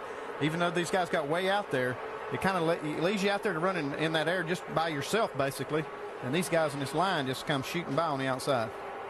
Well, Mears gets some horsepower boost you saw on that draft boost a moment ago by getting the 60 car behind him, able to get the push by. Yeah, that 24 car has been strong all day. We've said that from the very beginning of this race, and it looks like that you're going to have to beat him, and that may be a tall order, especially if he's going to have Carl Edwards behind him. He seems to be able to really get up there, too, and push these guys to the front. Yeah, we see that 8 car rolling in the garage. You got to think that's changed some of the strategies of these guys out there on the track, because I know that's who they wanted to run with. Yeah, they wanted to run with him, and they all thought that's who they were going to probably have to beat here towards the end of this race. So it's changed the thinking of a lot of people here. Everybody now knows, hey, we got a really good chance to win this race. So everybody's jumped up in the seat a little bit taller and wanting to get the job done. 26 cars on the lead draft at Talladega, Alabama. 20 laps to go, and onboard camera on the 90 car of Stephen Like, and he is looking right back at the 41 of Reed Sorensen. Yeah, we haven't talked a lot about Reed all day. I think he's been one that's kind of just taking his time and then got himself in a position now to have a good run here at the end. Yeah, he's been one of those guys that was hanging at the back earlier with Bobby Labonte and Dale Earnhardt Jr. I saw him back there hanging out, and now we're inside of 20 laps to go, and it's time to push the button, and it looks like Reed's done that. Dale Earnhardt Jr. back in the garage, and Alan Bestwick is with him. Talking over his day so far, and we'll step in here and get a word with him. Junior, it looked like it was fun. What happened? The transmission broke going from second to third on a restart. Just I didn't do anything normal, or abnormal. Just normal ass restart, and broke transmission. Kind of frustrating. These guys work real hard, and you know, it's frustrating to have parts failures. You know what I mean? Because as technical as this sport is, and shouldn't have them, but sometimes you do. Just feel bad for these guys. They work really hard to only run a couple times a year, and we like to run good for them, and they put a lot of work in to come out here and finish bad. You went from the back to the front to the back. What's it been like out there today? It's been all right. I was in the back when I didn't want to be up front, and when I wanted to go up there, I could drive right up there, and we had a great car. Just waiting on a couple guys to get out of there and waiting on it to thin out a little bit, you know, so it wasn't so many people up there running 3 wide and stuff, so we could get up there and put something on them at the end, but it just didn't happen. Thanks, Junior. Great racing up front as laps are clicking away. There's Steve Wallace. He's in the mix. Juan Pablo Montoya, a couple of Dodges hooking up right behind the 60 car of Carl Edwards. As they go 3 wide and laps are counting down at Talladega. Juan Pablo Montoya wants to win on an oval. He finally led on an oval 1 week ago, but his first win of the year came in Mexico City on a road course. We got this one out of the way now, and you know, the next one we need to win in an oval. I want to win in an oval. You know, that's where we need to be good. You know the day destroys the night. Night divides the day. Back at Talladega Superspeedway, caution once again. Eric Almirola, the Tampa, Florida native, has had contact with his Joe Gibbs Chevrolet. And yes, the yellow flag waves for the 6th time today with just 15 laps to go here at Talladega. Right side of your screen, watch the 20 car. And right behind him is Ward Burton as his car goes around and goes up across the racetrack. Great job by Bobby Labonte in the 77 to miss him, but he does have contact with the concrete. Yeah, you could see as they were coming through the corner there that things were kind of stacking up. Everybody looked like they were kind of settling in for a few laps, single file down on the bottom, but they got to jamming up. And before it was over, Ward Burton was getting hit from behind, and then he got into the 20 car. Clear high, clear high.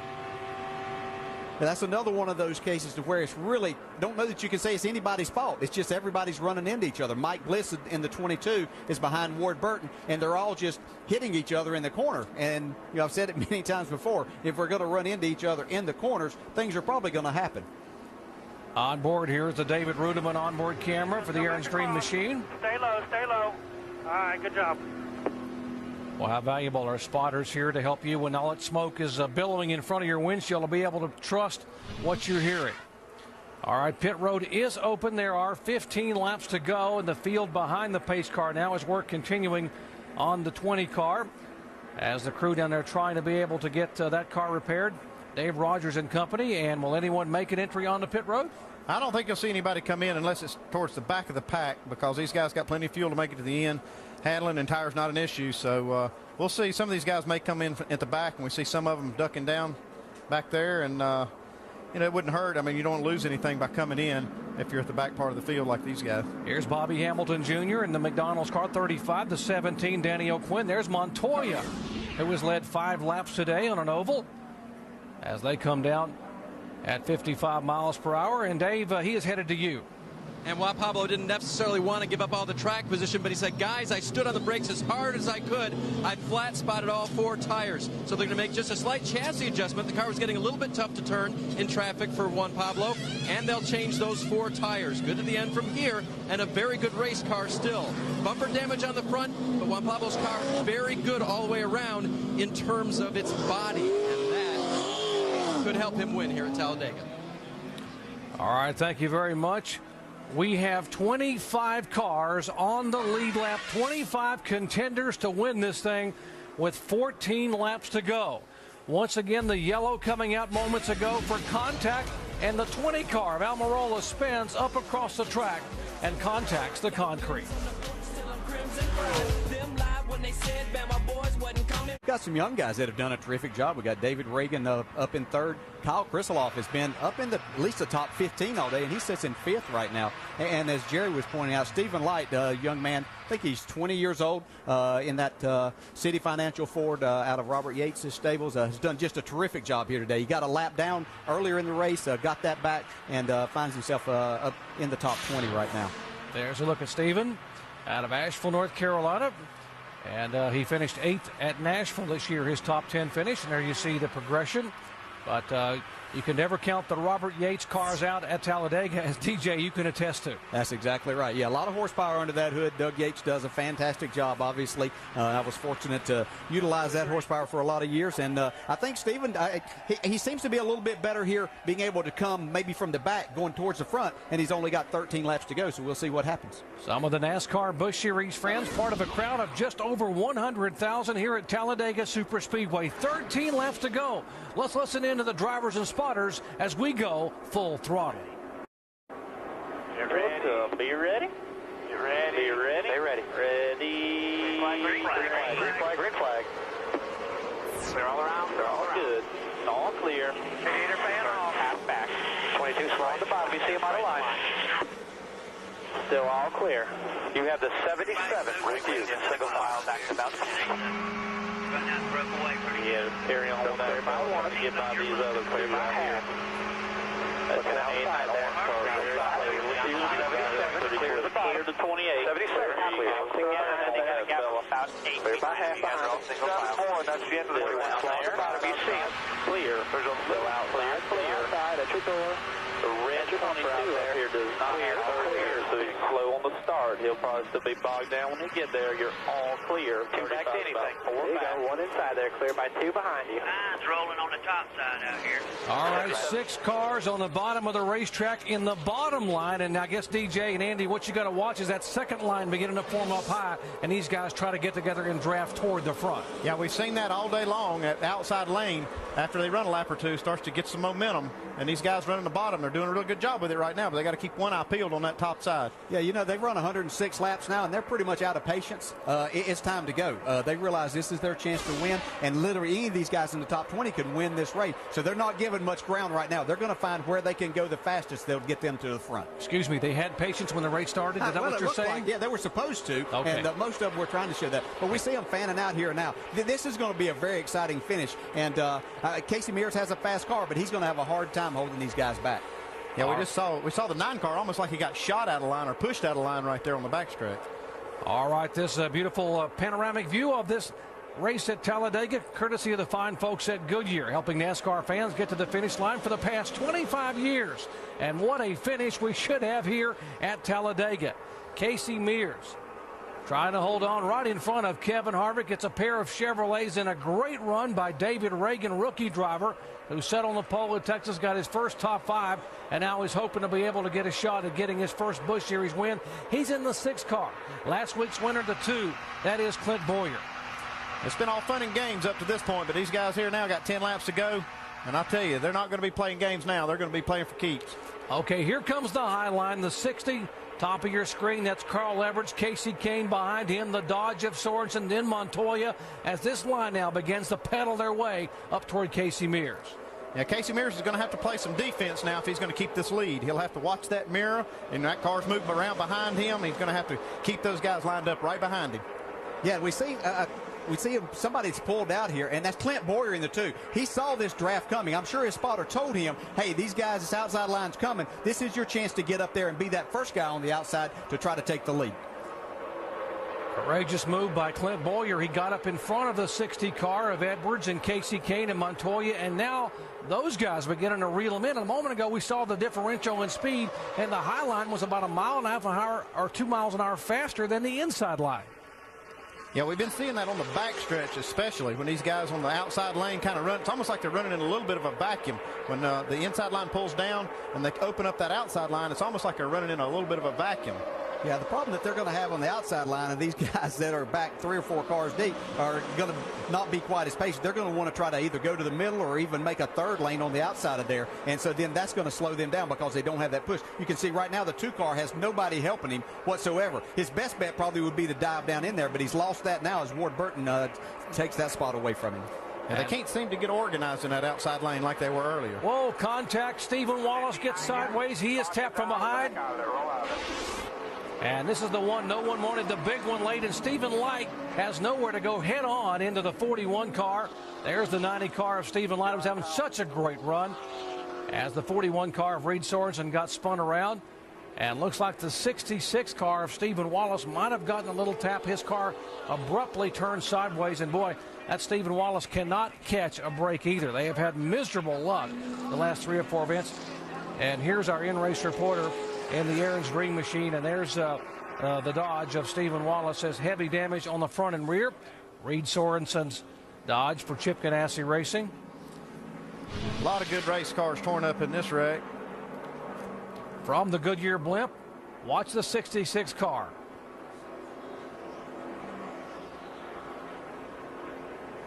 There again, he's up against the car right in front of him, who was Casey Kane, but he's still getting that push from behind because Reed Sorensen can't see that he's totally against that car, and that's where it just gets down to the end of this race, and we start. I say we do it in the Cup race too. You start running into each other and trying to help them get to the front as fast as you can. Yeah, we heard Greg Biffle talking about it. That if you can't see through these race cars, so you can't tell what the guy in front of you is dealing with, and they just start stacking up. Can't really put the blame on one person here. It's just all kind of shared back through there. Yeah, I'm sure Stephen, he's probably got a foot on the brake because he's right against the 9 car, but he's getting hit hard from behind, and then it just shoots him right out of the pack. We've been fortunate all day that we haven't really had very many cars involved in these accidents at a time, but we got down to the end when it was time to try to win, and people like Stephen Light, unfortunately, that weren't even a part of the beginning of this get involved. Well, at least a half a dozen cars damaged in this big one here with less than 10 laps to go. As you're right on board with Stephen Light in his City Financial Ford, let's watch what he saw just a moment ago off of turn 2. This is why I'm hot.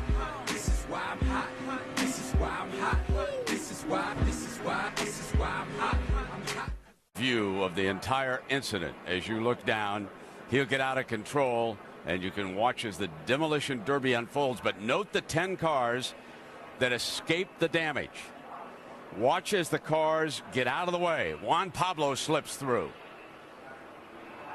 And we have got 10 cars that are going to be in a dogfight coming down to the end. And our top 5, Casey Mears. Can he hang on now? The race has been red flagged. And there you see they bring him to the stop.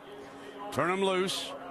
Green, white, and then, of course, we'll have the checker. So they never end a NASCAR race under caution. Now, there's Mears, and note Kevin Harvick. He has been a constant winner through the years in the Busch Series.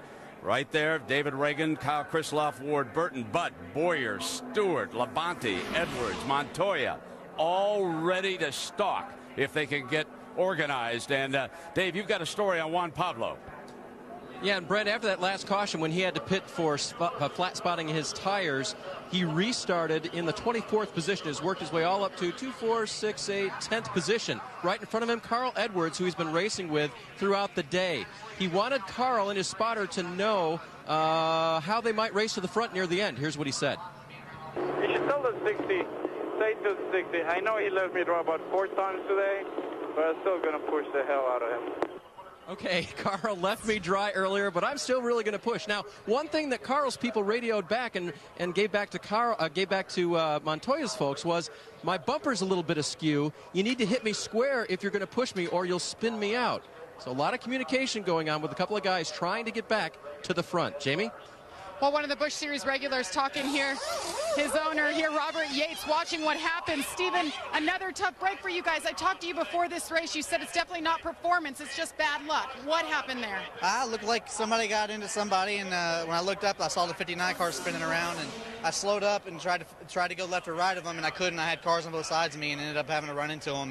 And I thought it was okay, but then something locked up on the left front, and I hit somebody else because I couldn't see. There was oil over my shield, and then I hit the inside wall, and just bad luck for this team. This City Financial team has worked their butts off all the end of last year, off season this year, and we've had some good runs going like today. Been in the front or been in the top 10 and just can't put it all together. Something like that happens every time. We can see how hard the drivers are working, guys. Beads of sweat rolling down. Mike. It was a promising day for Steve Wallace, but just not meant to be. Steve, what'd you see? I don't know. I was just driving right along. I was running about 7th. We were 3 wide. I was in the middle and just got hit from behind, got turned around, and then just all hell broke loose. The whole field wrecked behind me. I don't know what happened. Just driving right along there. We could start to see the intensity level picking up here a little bit. Could you sense that this might happen?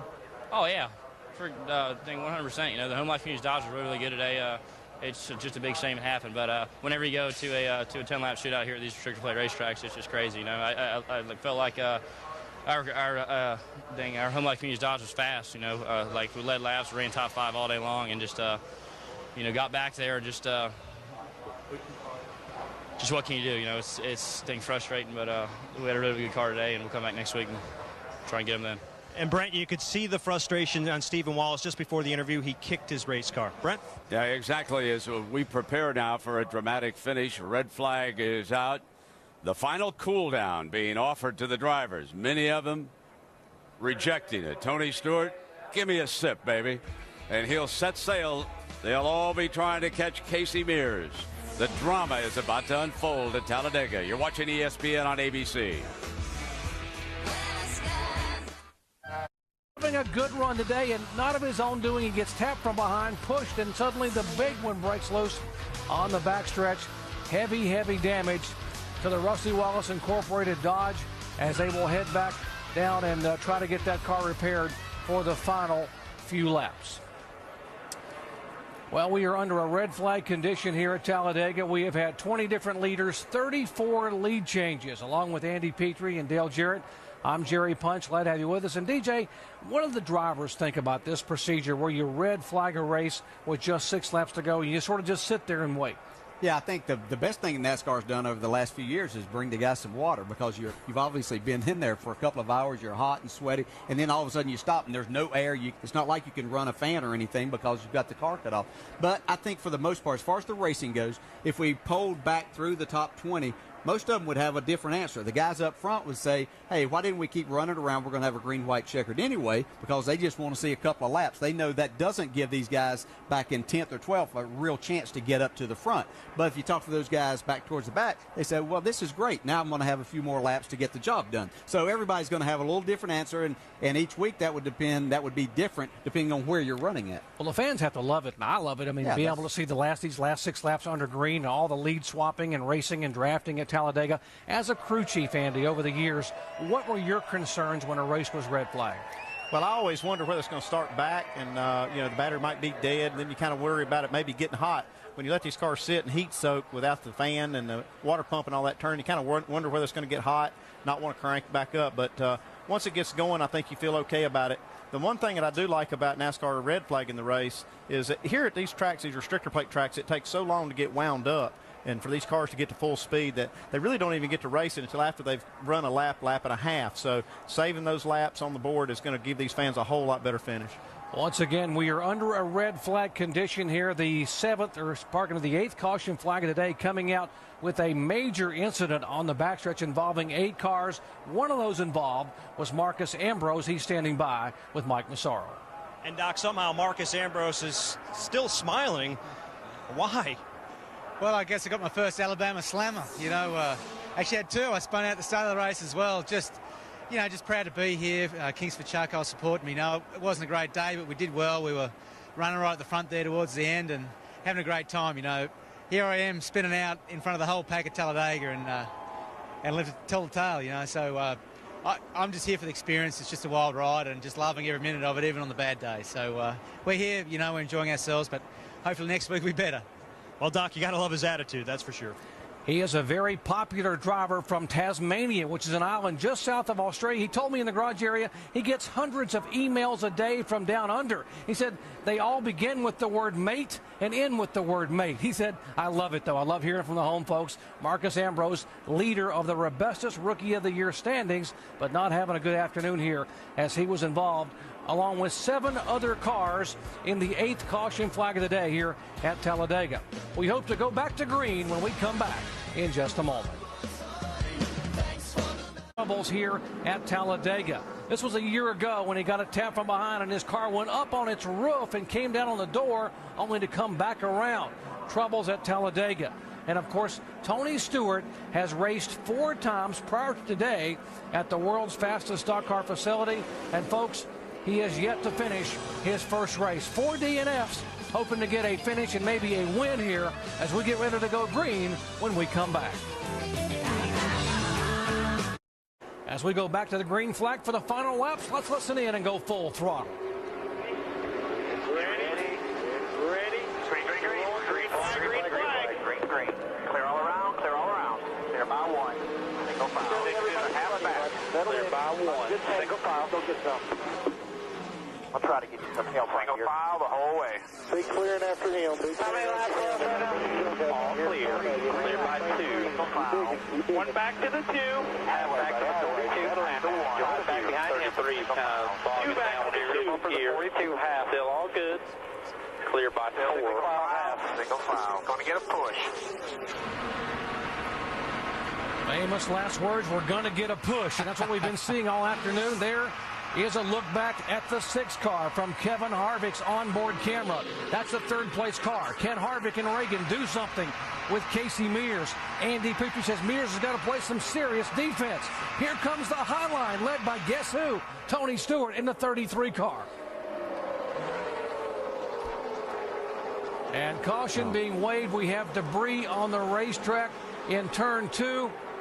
And that caution, there is a couple of cars moving very slowly off of turn 2.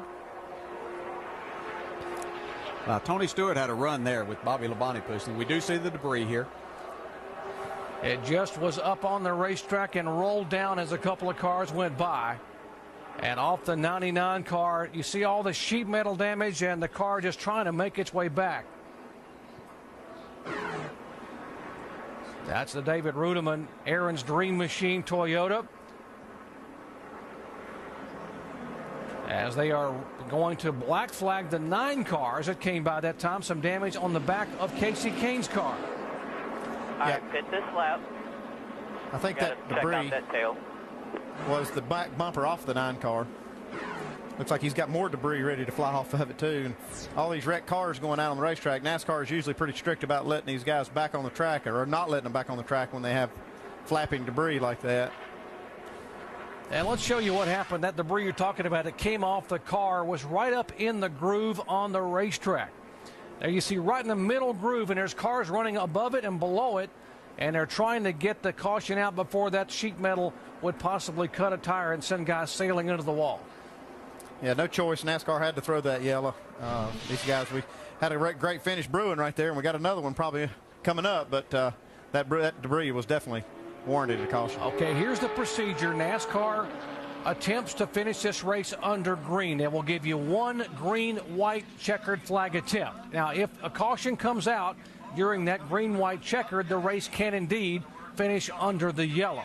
But they try not to because of this 100,000 plus fans and the millions watching at home. They want to give them a chance to see what they came here to see, and that's great 3-wide racing on a super speedway like Talladega. Yeah, but Doc, they only get one chance to do it. So if it comes out after this one, if another caution comes out, then the race will end. Great crowd on hand here. Over 100,000 race fans have come to Talladega Super Speedway. We're about 50 miles east of Birmingham, Alabama, 100 miles west of Atlanta, in the central part of the state of Alabama. As we check in our leaders' pits with Alan Bestwick.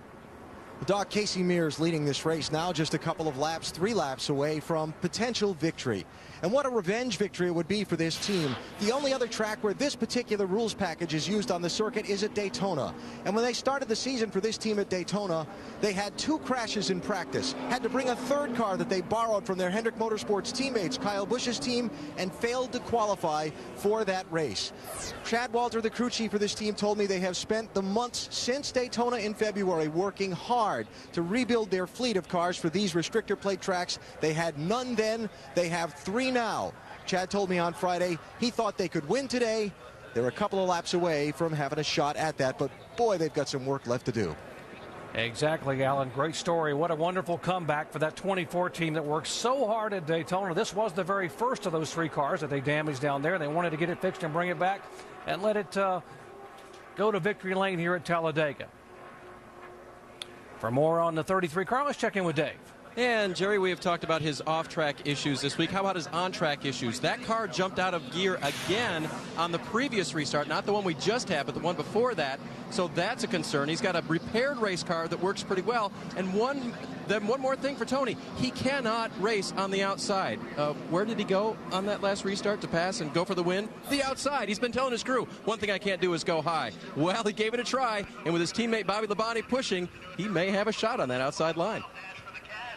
Well, you sometimes got to go where they ain't. That's what I've heard before. So he didn't have anywhere else to go but high. Yeah, and a man with that much talent right there, I think for these 2 laps, he's going to put it wherever he can go. And they were just starting to come into our picture, and we were just getting ready to talk about, but he had Bobby Labonte tuck on his bumper, and they were coming on that high line. It was going to be very interesting. They laid back just a little bit on the start as we were watching them come off of turn 2, and they were probably 4 or 5 car lengths back, but they really got a pull and a push there, and it was going to be interesting. I would look for that to happen again.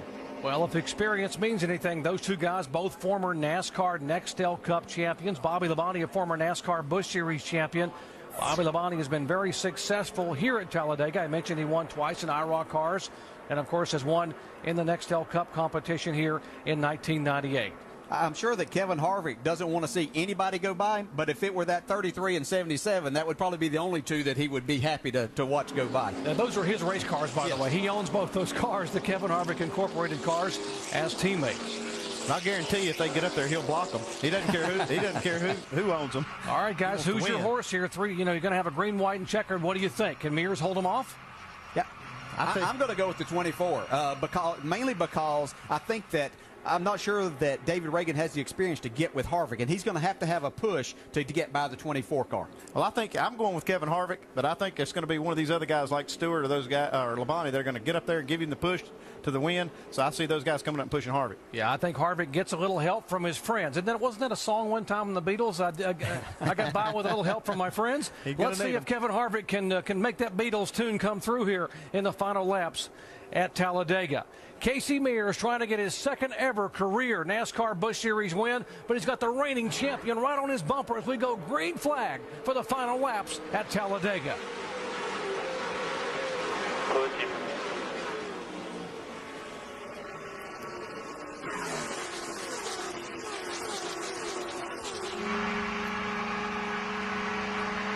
It'll be white flag this time by these drivers.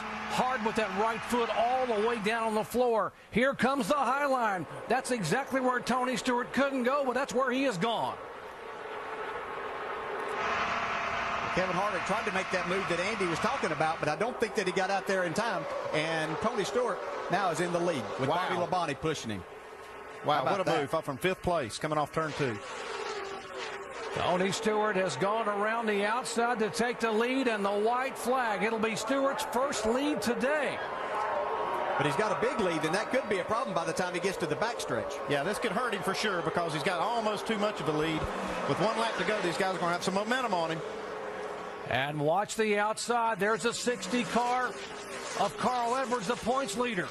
Stewart now gets a help from the 77 car of Bobby Labonte. Mears is there, but let's see if the high line works again. But this time it is Harvick and Edwards.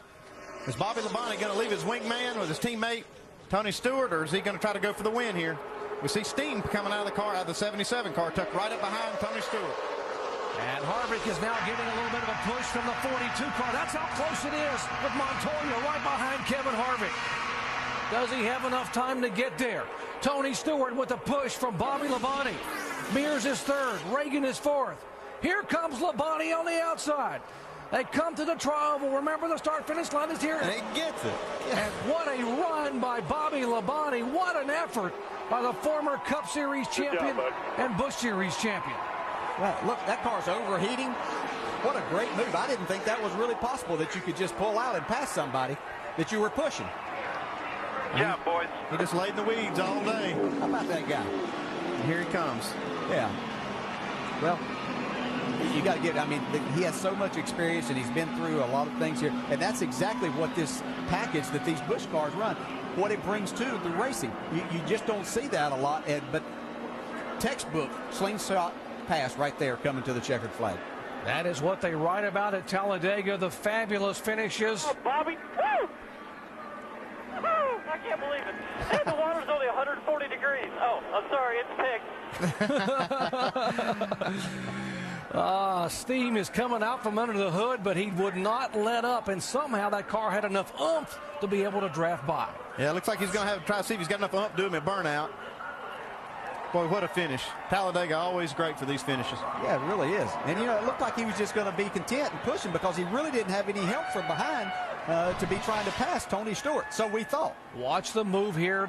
They are still 200 yards away. Here comes Labonte on the outside. They are fender to fender, nose to nose, and at the line, watch Bobby Labonte's car just like jumps ahead by about a half a car length right there to take the win. You know, Jerry, you asked me earlier about guys that know how to use the draft, what separates people. This is it. Bobby Labonte. Not that Tony doesn't, but Tony's just holding it wide open. But he knows what to do right here. He's pushing him, but he gets up behind him, pulls to the outside. Now he's going to get down close to him, and that's going to drag the 33 car back some. It's going to hold his momentum, but then he separates himself so that the 33 can't get back with him. Textbook.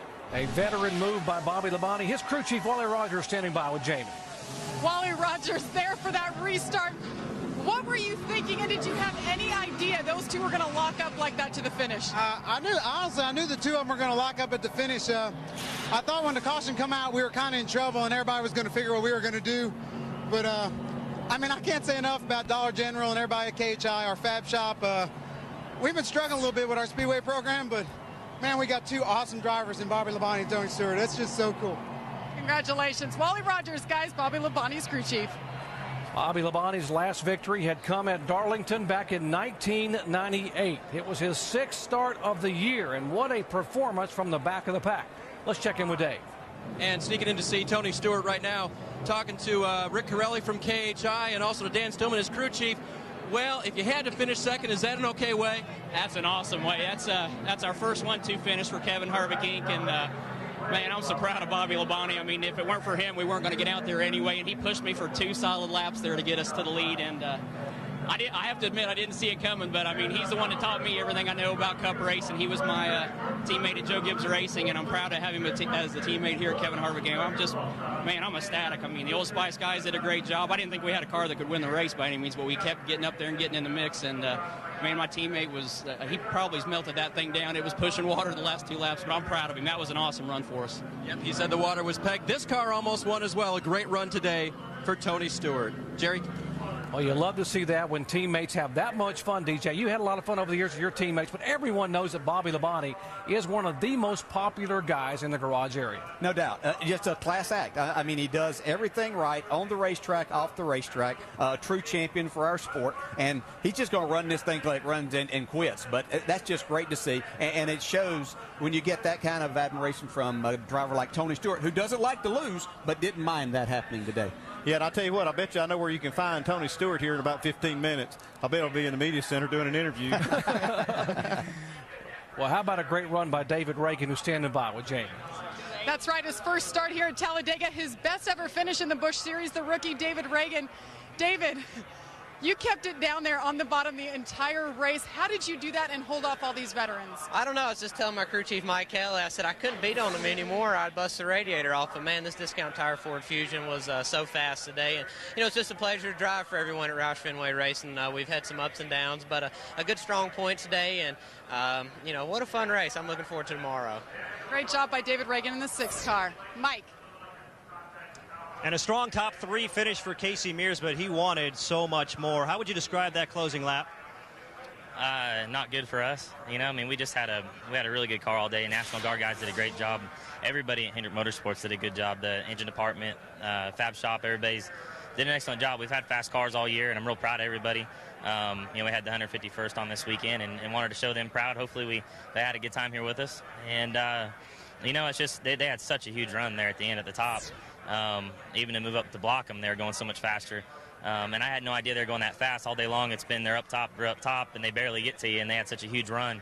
Heck, they had us cleared by like 20 cars when they went by. So, you know, we wanted to win that one bad, and I think probably leading it wasn't the best place to be right there at the end. You know, they got to lay back and get a big run. So, unfortunate, but it was another good day for us. Well, guys, certainly not the run and the finish that Casey Mears wanted, but he'll take it a top 3. Alan? With Bobby Labonte in victory lane, it's been a while.